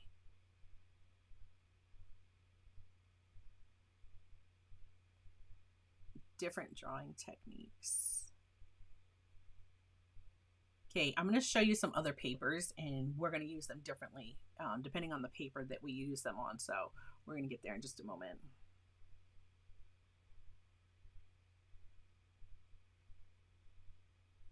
Yeah, you can see we're talking about Daniel Smith's past live streams, and you can see them on their page on YouTube. I mean, on Facebook as well.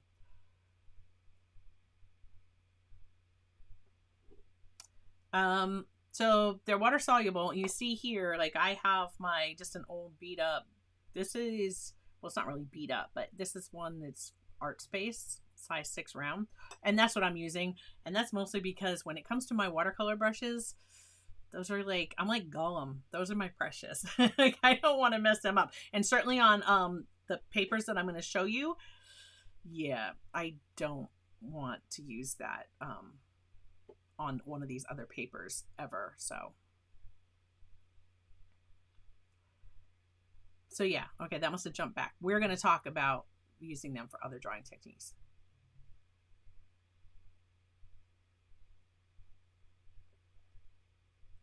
I'm not using my precious watercolor brushes. I don't know. I couldn't say for sure. Yeah, they would. No, they won't. You'd be fine. It is a water soluble, but it is still a water soluble wax pastel. So again, you know, I have my Velvet Touch brushes here, and I picked it up to do some fine details with one, but like I'm not going to grab a silver black velvet and use them with these, and I'm not going to grab, you know, any of my more expensive brushes, the Aqua Elites, the Neptunes. I'm not going to do it. I've got plenty of other brushes, like any brush that I would use with gouache, like my medium brushes. I would use my medium brush set with these. Absolutely, why not, right? And if you get anything from Meeden, I do recommend order directly from their website. I'm not going to be able to get these back in now. I don't need all of them, but my medium brushes, I would use these. I would use these with them, no problem.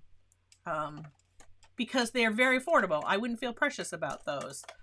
And the set, oh my goodness, I'm a mess. And the set holds up well.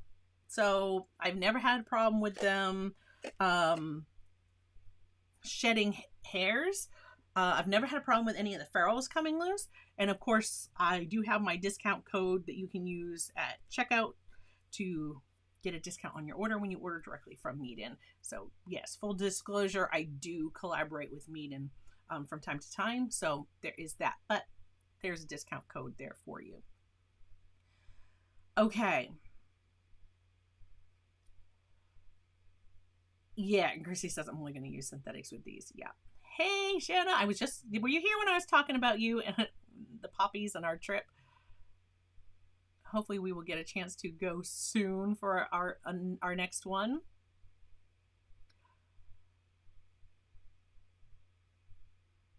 Okay.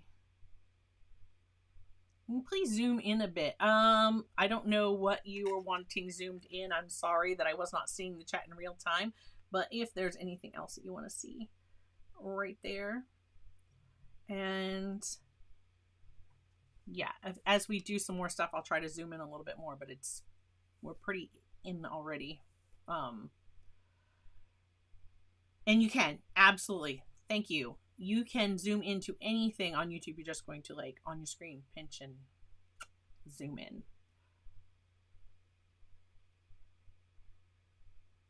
You love doing plein air sketches with Neocolors. Yeah, we might have to bring some.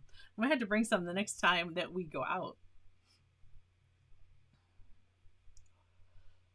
Okay, let's see.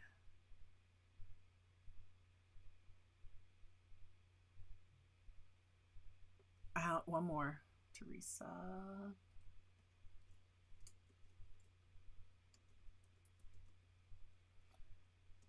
Teresa Martin. Hello, Tennessee. You are all set.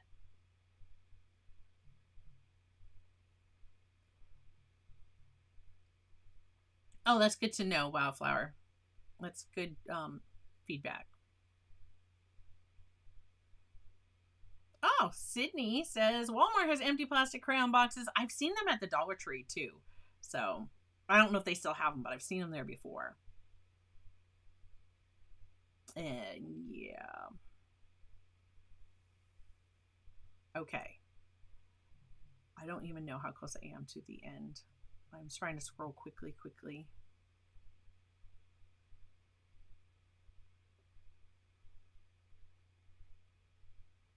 I also want to make sure that I am not missing anybody that's wanting to be entered.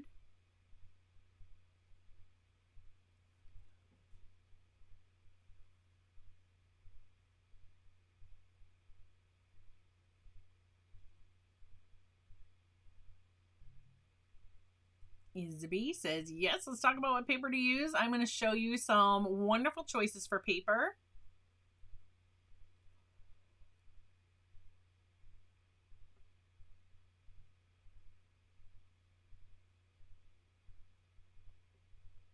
We'll try the sepia. We will try the sepia when we do the granulation medium in just a second. We'll try it without. We'll try it without. We'll try it with the granulation medium, and we'll try it with the salt, because traditionally sepia, or the like if it's a PR 101 or even a PBR 7 version, those tend to granulate. So we'll check it out. Oh, and I have hello from Florida, Bridget.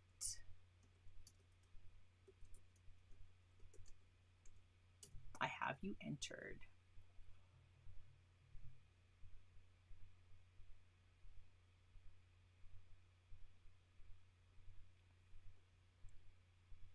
Yeah, and from what I've heard from reviews, those are so very similar. They're so very similar. So that is the Swiss Color Aquarelle pastels. Maybe something to try. You want to know how these are? Oh, see, yeah. If you're watching on your phone, that makes it even harder, right? With these to be tiny.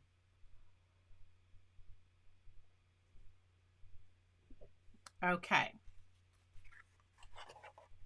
Oh, you can absolutely use these alongside watercolor. Imagine doing your watercolor painting, and then coming in with your Neocolor IIs, right? And doing some extra texture, putting different things, because you don't have to dissolve these. They don't have to be dissolved.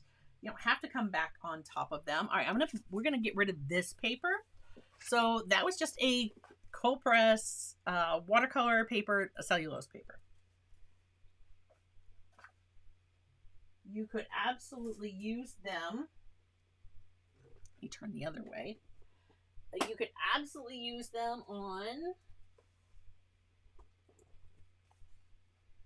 some Meeden 100% cotton paper. You could use them on this as well.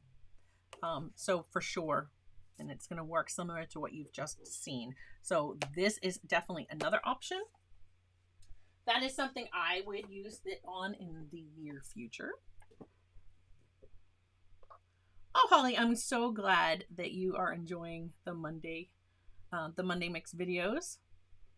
And we have Holly from Tennessee.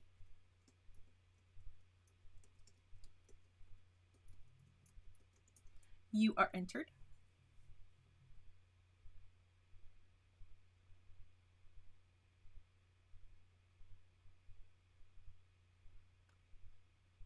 Hello, Dewana Riley.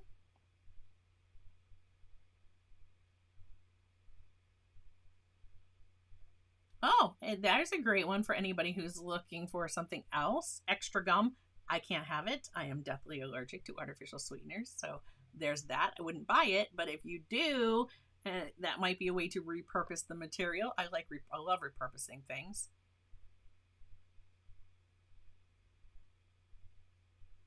I don't know. Apparently, we're gonna have to, because a little bit over time, because I'm trying to get through everybody's questions and making sure that I'm not missing anything. Okay. If you're using them in a sketchbook, oh my gosh, I think I got near the, oh, maybe I almost got near the end. Yes.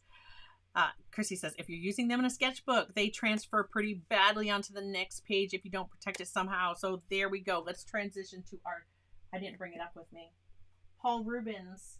I use my Paul Rubens watercolor sketchbook. It was the one other thing I was supposed to remember to bring upstairs, and I didn't. So you can put a piece of glassine in between. I've heard of some people that will spray them with a fixative. You could do that. And no, it's not within reach, but like a Spectrafix or like a Cryon fixative, you could do that. You could just put a piece of glassine in there to kind of keep them. So if I took my sketchbook out, in my sketchbook, I have cut up, getting rid of all the salt and stuff. And if I don't spray this silicone thing down, all it does is make lint. I get the cutting mats from the Dollar Tree, and I actually cut them to the size of my sketchbook, and I put that in like behind the page so nothing can transfer. So that is something that you can use as well. All right, let's talk about papers.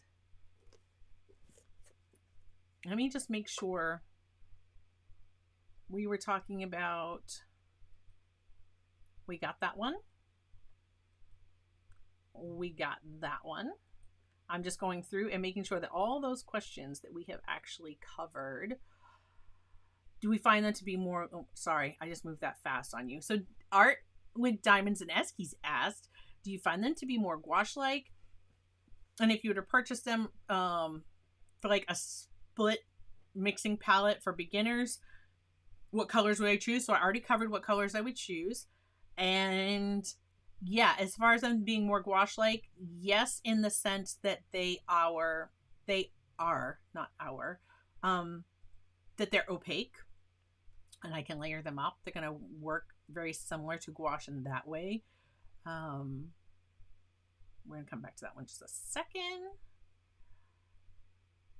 Favorite way to use Neocolors and how well do they mix together? So we covered how well they can mix together. Very, very well. And my favorite way to use them, I don't know. I think, like I was just saying, like to take these out plein air and sketch with them, that would be so much fun. Also, just sketching here in the studio, this little guy that I didn't sketch anything in pencil. I sketched him out with my Neocolors and then painted. So in this book, and this is the Strathmore Drawing 400 series. This is 60 pound, 160 GSM. And this guy, I'm like, wait a minute, where did my swatch go? Okay. So seeing these on black paper, ignore, that was just some other, I don't even remember, metallics. So this was showing it on black paper. I blended it with the melts, and then I blended it with water. Very similar. They absolutely are opaque. They definitely show up on black paper. So there's that.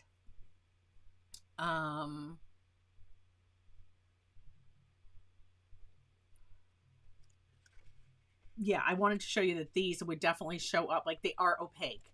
So whatever you were using, I mean, these are going to be they're very opaque. They will absolutely work on black paper. So there's that one. All right, Joseph's ready with the links. We're going to test how quickly he is. I don't think my apologies, because I don't think I'm going to do them in order. So this month for our curated collection, we are using the Strathmore Vision watercolor. Or I should say for this curated collection. That's what we'll be doing live next Thursday. We will actually be painting with that. So we're actually painting a scene. These would be wonderful on, you know how I said that in here, this is supposed to be like a create your own cover. These would work so well on this, because they would show up on this kind of greenish, it looks like greenish. And I think this is a piece of what I'm going to show you next, because it looks almost exactly the same. But so this is like a watercolor paper, but this one, unlike the B watercolor paper, it's such a smoother texture, almost like hot press. And I think these will work very, very well on this surface. So, he's so cute. Were you talking about my little cat in front of the moon in my black sketchbook? I did this. Oh my gosh, I did that forever ago. Didn't we do that in a video live? Because that's when I used, this would be Powerful Packs November of 22. So when I covered the Powerful Pack box from November of 2022, that was me using the supplies. So I bet you that's in that video. That's an old one. I love this book, by the way, with this, with the black paper. All right, so we got the Vision watercolor paper. Then we have, this is what I was saying I think was in that Strathmore. This is the toned blue mixed media paper, and I linked the mixed media papers below. These are very, very sturdy. This, it says toned blue, but to me it looks like almost like a sage green. But anyhow, this mixed media paper would be wonderful, and it's super smooth. This is also something that you could use, and these are going to show up really, really well on this paper. So maybe we'll come back to that paper in just a moment. Okay. How about all of the coloring book fans? I just got a cheap one from the dollar because I wanted to show you. This is going to be some cheap, bleep that out paper. It is so, this is like really thin, barely thicker than newsprint. Let's look at these on this paper. So if I wanted to come in and do some of these things that you will never, probably never see me do, although never say never. I don't never say never or always. You never know, right? If I wanted to, I'm not going to do this. Don't worry. We're not doing this whole page. This is not what we're seeing today. And if you're like, oh, but I like to watch people color, that's not today. So sorry. That is not today. I just want to show you that if you wanted to use these to do something like this. Now, if I take my water brush, I don't need a lot. I can come in and activate where I've put this down. Look at how beautifully smooth that becomes on this paper. So let me hold it up for the before. See, you can see all like the tooth of the paper there, and then after. And these don't take, they take hardly any water to dissolve them. So just whatever little bit is on this water brush.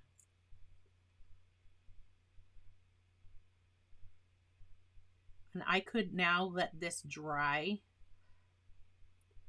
and then I could come back and I could add,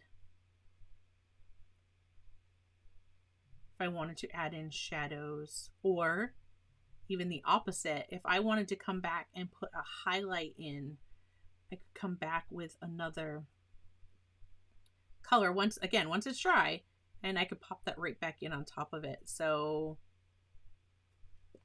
if you like coloring like when we were kids and working in books, this is the flimsiest paper. No bleed through. So that is another way that you can use these. I definitely encourage, if you have one, give it a try, because that works wonderfully. And this is not dry yet, but if it were, even yeah, if it were, I could probably, but look, I can get a highlight on top of that. I can come back in with more. You can still layer it up. So there's another way that you can use them. Where are my coloring book fans?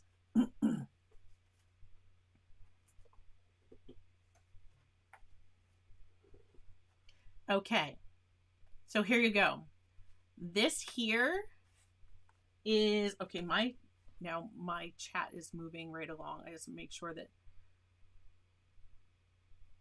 yeah, if you're enjoying this, definitely, thanks James, smash that like button. It definitely helps. Definitely helps. Ooh, and I'm so glad I scrolled back because yes, it is the cheap bleep paper. Well, all right, I'm gonna show you. I gotta put in another name, so I want to make sure I haven't missed anybody. I'm gonna pop these names up one more time, so that you can see.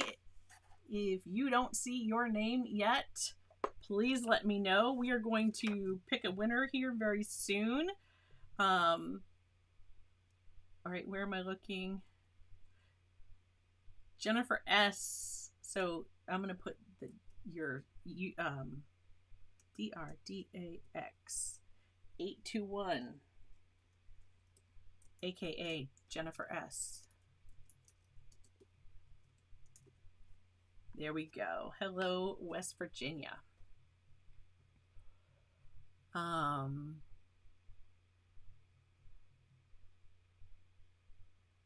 So Wildflower says, are there any papers that would be a problem for these? Like, you just saw me use it on some cheap bleep paper. I don't know that there are any papers that would be a problem for these. I really, truly don't. I think even if I tried to put this on a piece of glassine, I would bet it would stick. I would absolutely bet it would stick. Can someone check for my name, please? It's just a list of blurry. So Wildflower. Wildflower, no, I don't think your name is on there. Let me add you. What is your state again?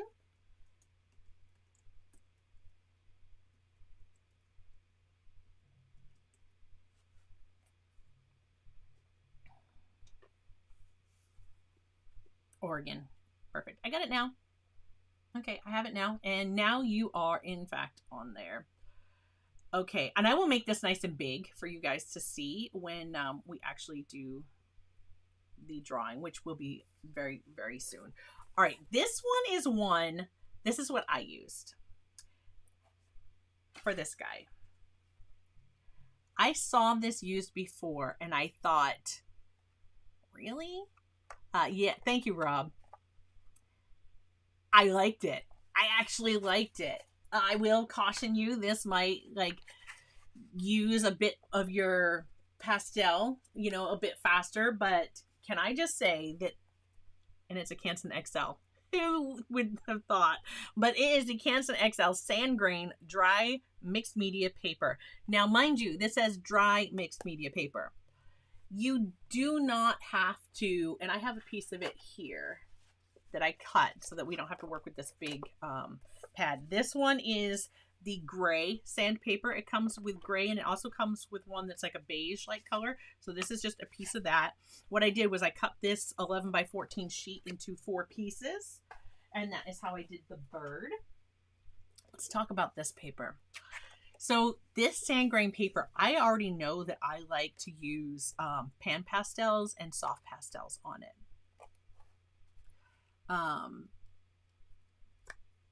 Jennifer, West Virginia, might have missed it. That would be DRDAX821 here on YouTube, aka Jennifer S from West Virginia. I just got that one. Thank you, Joseph. Okay.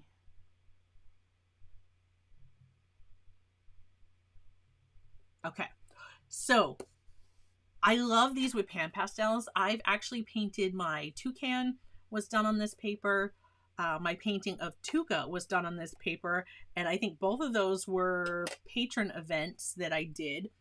So I haven't actually used it here on YouTube.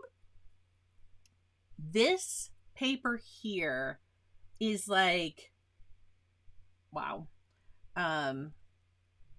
Let's just grab, this is light blue. Now, when you work on this, you'll see, like, I'll rotate. Now, this just, it does say dry. And I have seen some who have actually like mixed these with their fingers. I guess they'd have to put them on really heavy. I am not one who ever applies, like, even when I was a kid, if I was working with like a crayon, I worked light and I kind of built it up. It's just something I've always done. But I've seen people like actually like mix this. Now, let me bring this closer so you can see. That is on the paper. If I take my finger and blend, some of that comes off, and you can do some blending with your fingers. I don't like that. I don't like to do it that way. So that is one way. However, you can absolutely, on this paper, and this is what I did with the bird, and I wasn't using the water brush. I was actually using this brush because I didn't care if I messed up the bristles on this one, right? So I was actually using that brush, and look at that. So we can just work that around and look at how it just fills in this, the tooth of this paper, and it definitely has a texture. I'm like moving stuff around here because I want it to look like a sky. So look at that.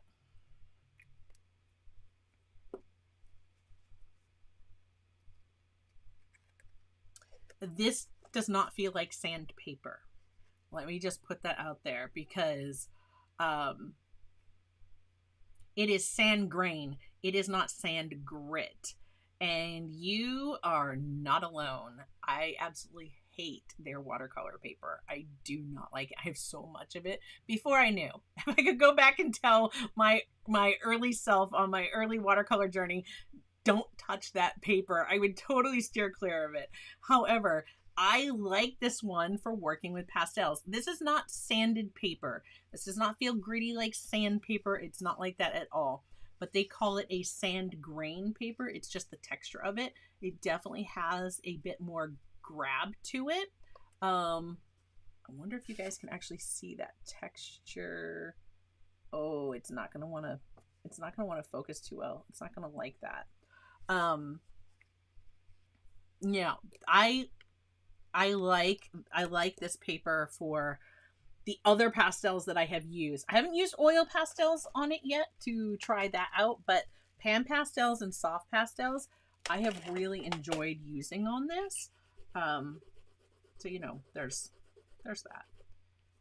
Okay, I'm just gonna go right over this with some like working in clouds.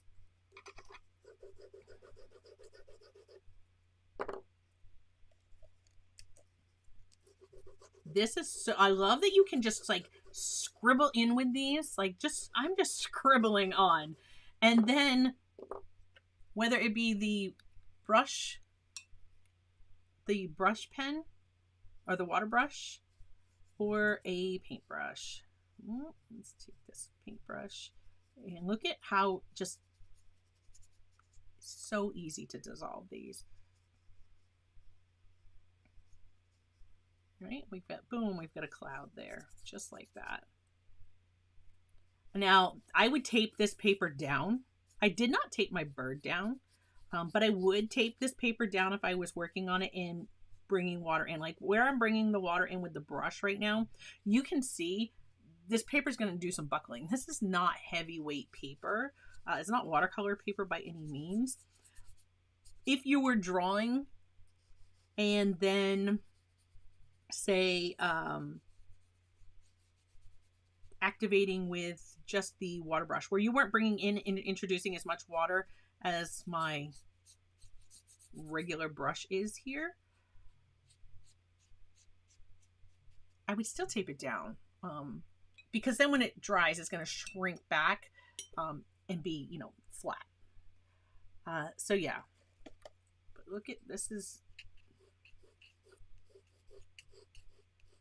you guys know, right? Love me some water. Oh. Let's get some turquoise in that water. Some lighter blue. And I'm like just rolling. I roll them as I use them. But look at how messy your lines can be. And then again, whether it be the water brush. See that? I'm going to activate those colors where it's lighter.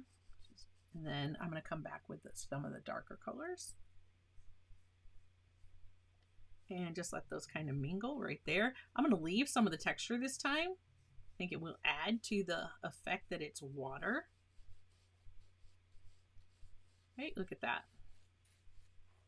Bring that right back to my horizon.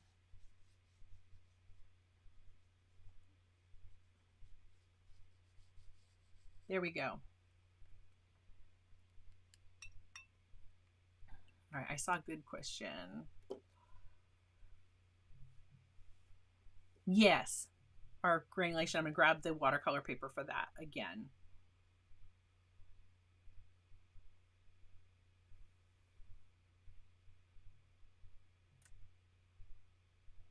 Is there a way to make a dupe for pan pastels? I don't know. I mean, you could use, if you have soft pastels, you could treat them like they were a pan pastel and apply them with like the soft tools. You could try that.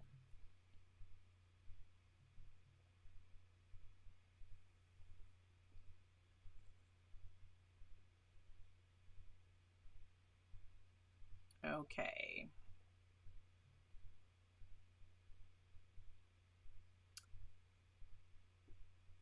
Stabilo all will go over these. Yeah, Stabilo all will. Look, hold on. Hold on. Like, where is it? It's here. That's not the right one. There they are. Oh, this is a Carbothello. This is a pastel pencil. That's generals. Okay, I have them in my roundy round here. I know I have the Stabilo all pencils. Right, oop, right there. Our Stabilo all, if anybody's wondering, what are these? They're supposed to write on like all things. This is, I'm gonna let this dry and maybe we'll pop in a sailboat with those and I'll show you. But your Carbothello, this is like a pastel pencil. You could absolutely, this is still a little damp, so yeah, I'm not getting what I want because it's damp. Because there's certainly enough tooth here for this to grab onto, but the paper's damp. I need to let that dry. These, however, I think I'd be able to just come in and start drawing. Right, there's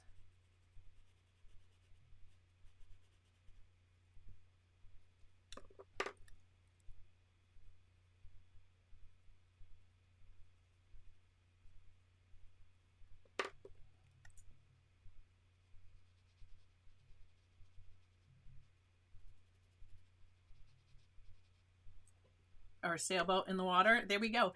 And George Pencil Art, there's your quick piece of artwork for today. But they're so easy to work with. I mean, how quick is that to just do like a sketch and have that done? So there we go. I wonder if you need watercolor paper with sizing to get the whoosh. That's a great question. That's a great question. I will show you. And we were going to do, now this is watercolor paper that I'm grabbing right now. Because I'm grabbing my, I'm just going to grab a piece of the, actually, yeah, I'm going to grab this because this is smooth. And we wanted to talk about granulation. And this is a smooth watercolor paper. I'm just going to cut a piece off of that. It'll be easier than trying to take it out. So just bear with me for 1 second. Because I think I've gotten all of the rest of your questions that were submitted. That'll be more than enough. And my color swatch that I did, This was done on just cardstock. There's no sizing in your regular 80-pound cardstock. So you guys asked about the swoosh. Would it work? And so we're going to test that granulation here too in just one moment, and then we will choose our winner. I don't think these are in the same order that they were in, but that's okay.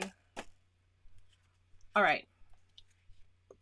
The whooshness. I don't remember what color I used before, but I'm just going to put a little bit more pigment in this.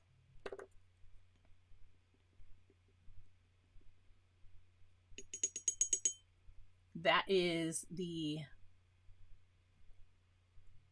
night blue. If the paper's wet, again, this is just cardstock. It's my swatch. Do we need watercolor paper with sizing for it to kind of take off? Well, that's not going anywhere. We'll take some watercolor paper. I don't know how good this is as far as sizing.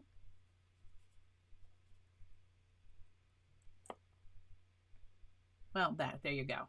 There you go. So I hope that definitely answered that question. That took right off. So there's that. Great questions today. Thank you so much to everybody who has submitted a question.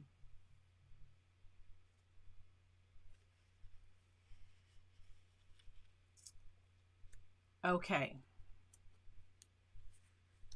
We're doing these. These are our next thing.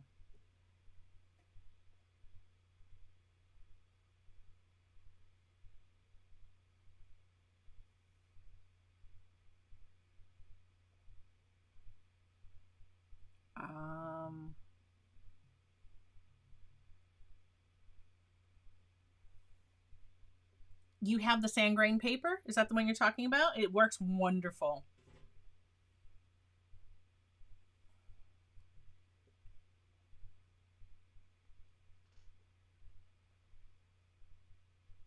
Oh, thanks for hanging out, Rob. We are going to draw our winner here in just one more thing before you go. Oh my goodness. And here he goes. Let me just welcome all of the new Superfan members.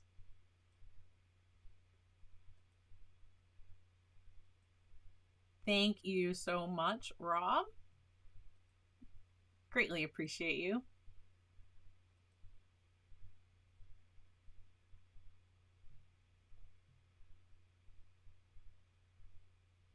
Yeah, it moves. I wasn't expecting them to move like that either. So that was like, wow.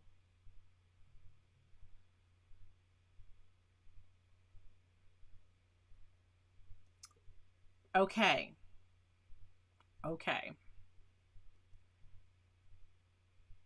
All right. Now, granulation medium. You guys wanted to see that. So before we draw our winner, let me just make sure I do that. And I think I have everybody else's question pretty well covered. Burnt sienna. So let's look at our burnt sienna a few ways, okay? So we have our burnt sienna here. We're just going to put it down on the paper and we're going to activate it. Okay, so we will get all of this.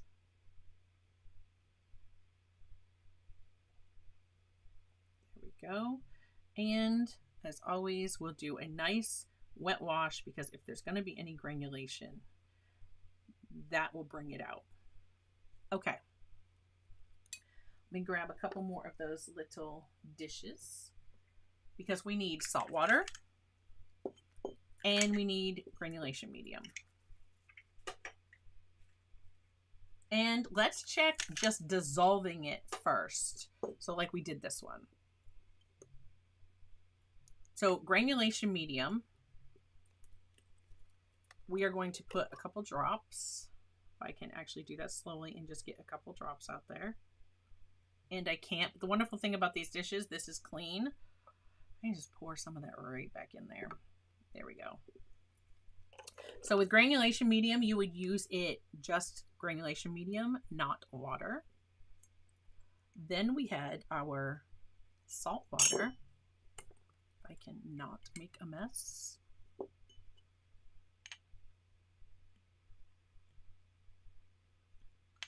Again, it's a lot.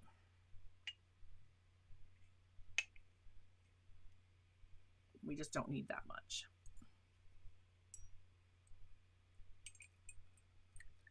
And last but not least, that was our salt water. We're going to use just plain old regular water. Okay. And these will have a chance to dry while we are doing our winner. So just in water. Dissolving it first. So this is putting it on the paper and dissolving it. All right, so I can go to the water.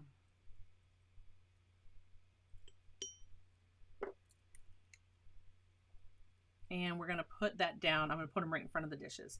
So this is just regular old water. Right? But dissolving it first. Let's just really get that right on there. There we go. We'll see what that does.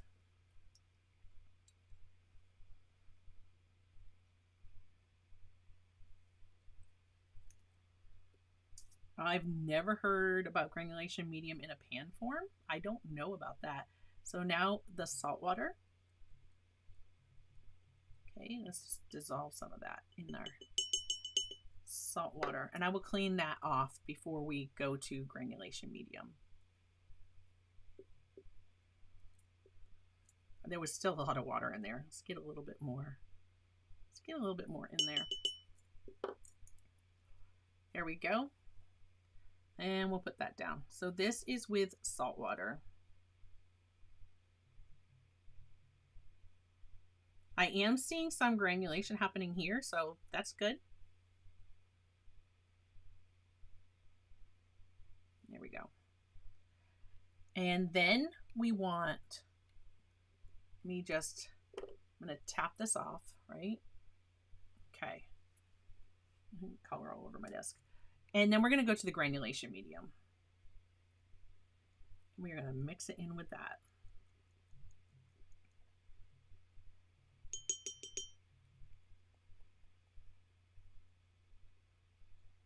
I'm going to set this, just rest it so it can dry. Okay, so granulation medium, mix that up.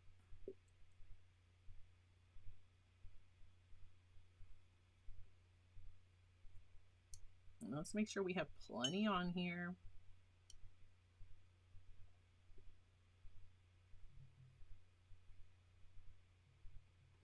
Okay, there they are. So there are our tests. We will see, we have on the paper and then activating that with plenty of water, and I'm definitely seeing something happening there. This is with just plain dissolving it in water and then applying it to the paper. Then we have our salt water and then our granulation medium. It's going to take a hot minute for those to start to settle in. So let's just double check chat and let's do our giveaway. If you have not entered yet and you are a resident, a US resident, and you would like to enter, I need to know the state. You are going to drop in the chat a comment that says the state and enter me. If you're watching this on the replay, sorry, it is over. Please catch us next time when we do one of these live. I'm going to slide these up and I'm going to bring back the wheel of names so you guys can see that. I'm going to make it just a little bit smaller so you can still see what's going on with these up here. Okay.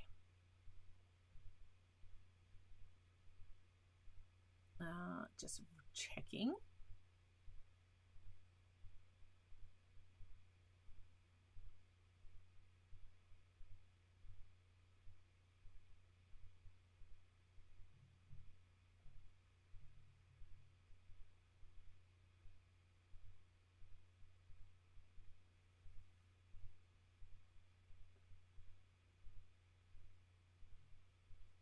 Nessa, I have yours. Let's get Nessa entered.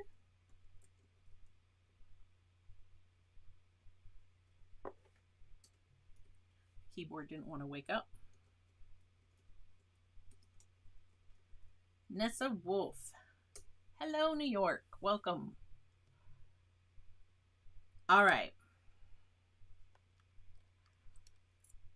I can definitely say, of course, this is going to take forever to dry because I put like a lot of water. And the one time it's humid in the studio, right?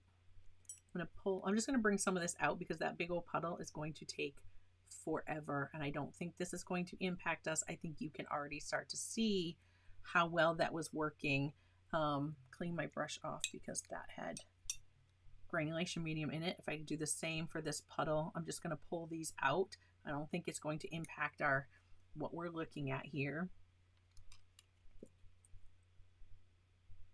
because we're definitely going to see these. We're seeing it happen.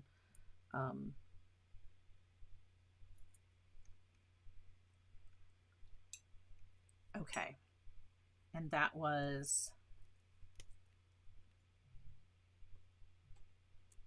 paper, right on the paper, then water. Don't mind my chicken scratch. This is granulation medium. This is salt water. And then this is in water, then paper, right? So on paper, then add the water, in the water, and then add it to the paper. You're already going to be able to see some of these. It's looking really cool.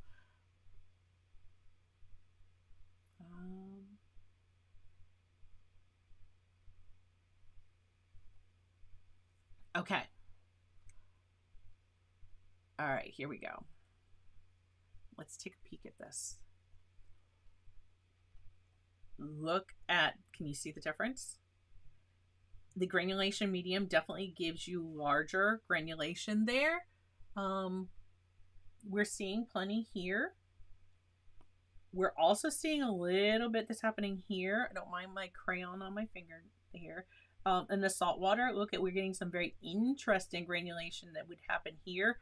But that granulation medium with these, if you dissolve a little bit into granulation medium, you can make some really cool results. At least you can with the burnt sienna.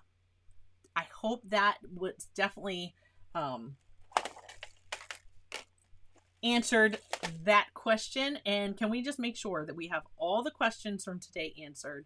So we took care of that one and that one. And of course, now I have them kind of bunched up, so we're not going to be able to see them all.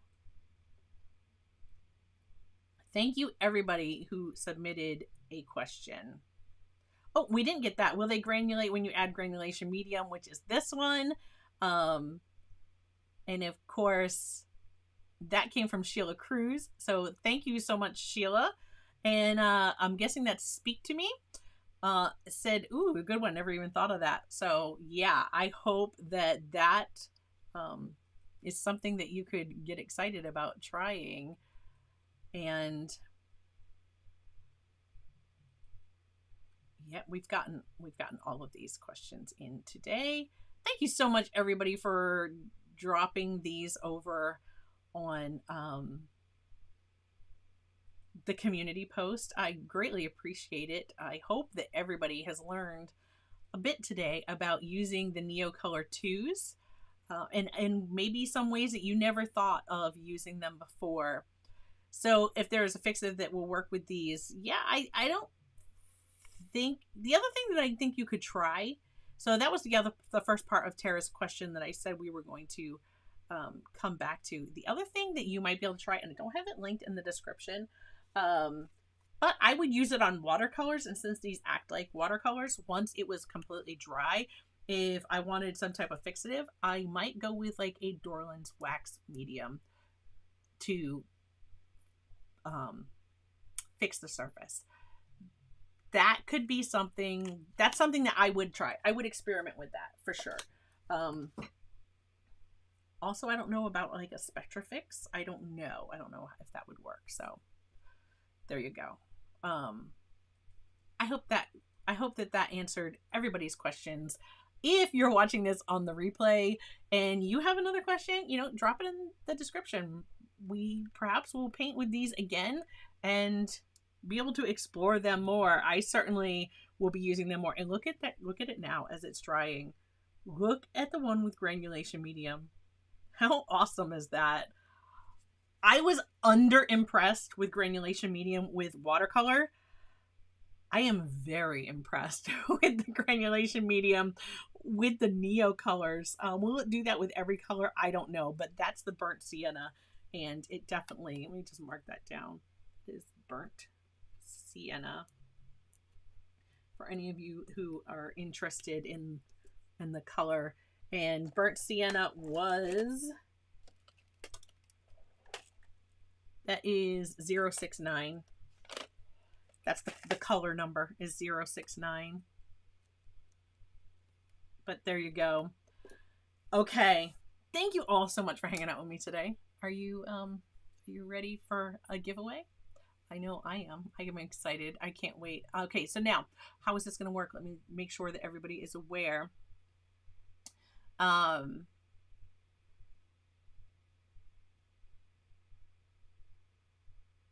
Oh, I am glad. I'm glad. I hope you have a blast when you use them. There, and this is just like the tip of the iceberg. This is just the tip of the iceberg for sure. Okay, let me get our wheel of names on here, and let's make this bigger so that we can really see. We're gonna go big. There you go. And I need to come over here, and we are going to shuffle up our names. You're going to see the names are changing. So what's going to happen is when we have a winner, if you have won, and again, let me just share it one more time. This is what we're giving away. It will be shipped to you from me. I'm going to take this off the screen for just a moment.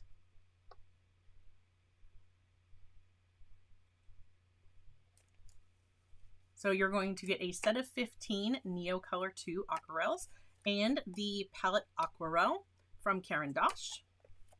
This is what will be coming. I'm going to ship it directly to you. If you are the winner, oh my gosh, look at our little painting today. If you are the winner, I am going to need your address to ship this to. Do not put it in the chat here. Do not put it in the comments on YouTube. You can, unfortunately, not send me a direct message through YouTube, but you can send me a message through either my Facebook page. Joseph, please, I think Joseph is still with me. If you can post the link to my Facebook page, it's going to be facebook.com/ClarkFineArt, or you can reach me on Instagram. And on Instagram, I am not at Clark Fine Art. That will get you the art gallery in San Francisco.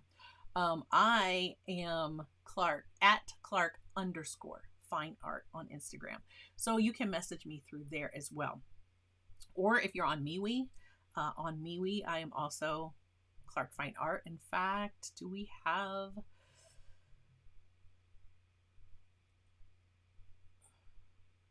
There we go. There's our art groups at the very bottom of the page.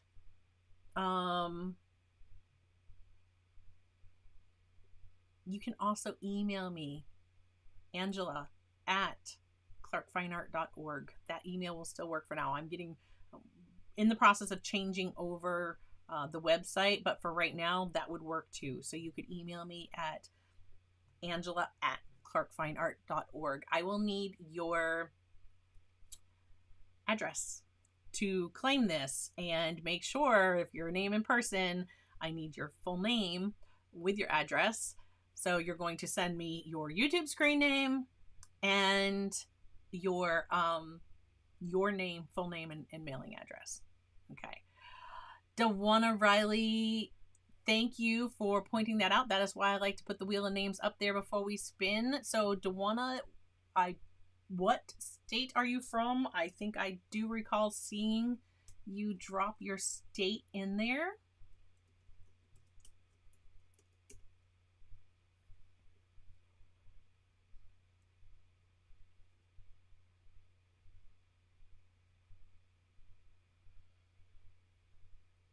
So we have, you are in there as well. Just drop me your state and we are, oh, Ohio. Okay, there it goes. It came up on the top, but not on the bottom. I have two. I can see live YouTube chat and then it pulls it into my software. So, okay. Yeah, there we go. Facebook.com/ClarkFineArt. Thank you, Joseph. So he's popping those links in the chat. That is where you're going to message me. If you are a member and you are on Discord, you can absolutely send me a private message right on Discord. That works too. So we have our names are shuffled. Are we ready? Here we go. Let's click to spin.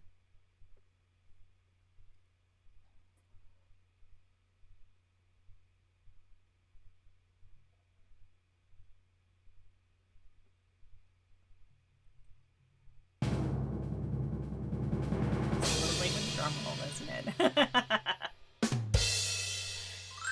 All right, absolutely, Cheryl, congratulations. So absolutely, Cheryl, if you are still here right now in the live stream, say hi.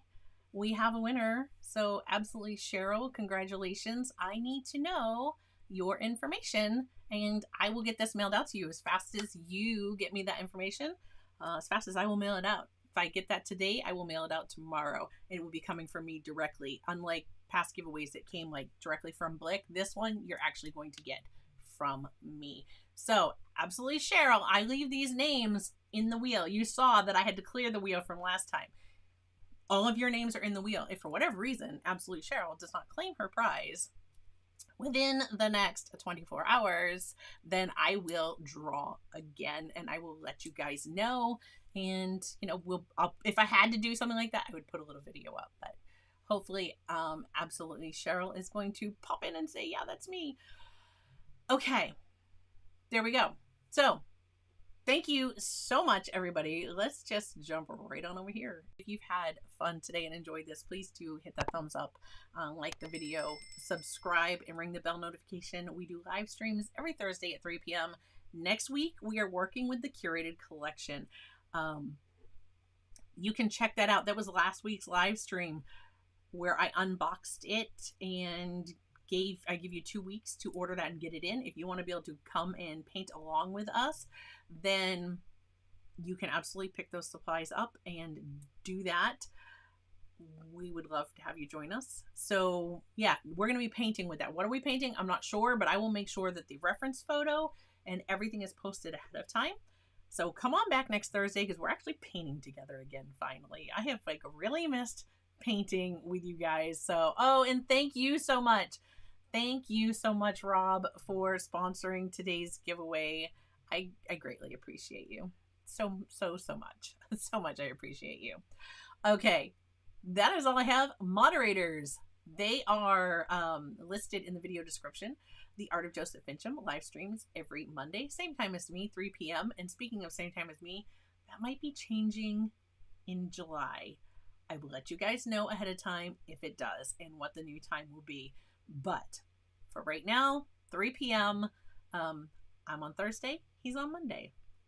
Tara also, Tara Giblin Art also has a channel here. Again, they're linked in the description. So check them out. Show them some love. And thank you guys so much for being here, for your support, for hanging out with me for an extra long time.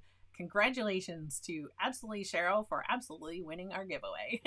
And yeah, I'm gonna pop another video up right about there now for those of you watching on the replay that you might like to watch next. And I hope you will join me again next time. Keep creating, my friends. I will see you in a video real soon. Bye.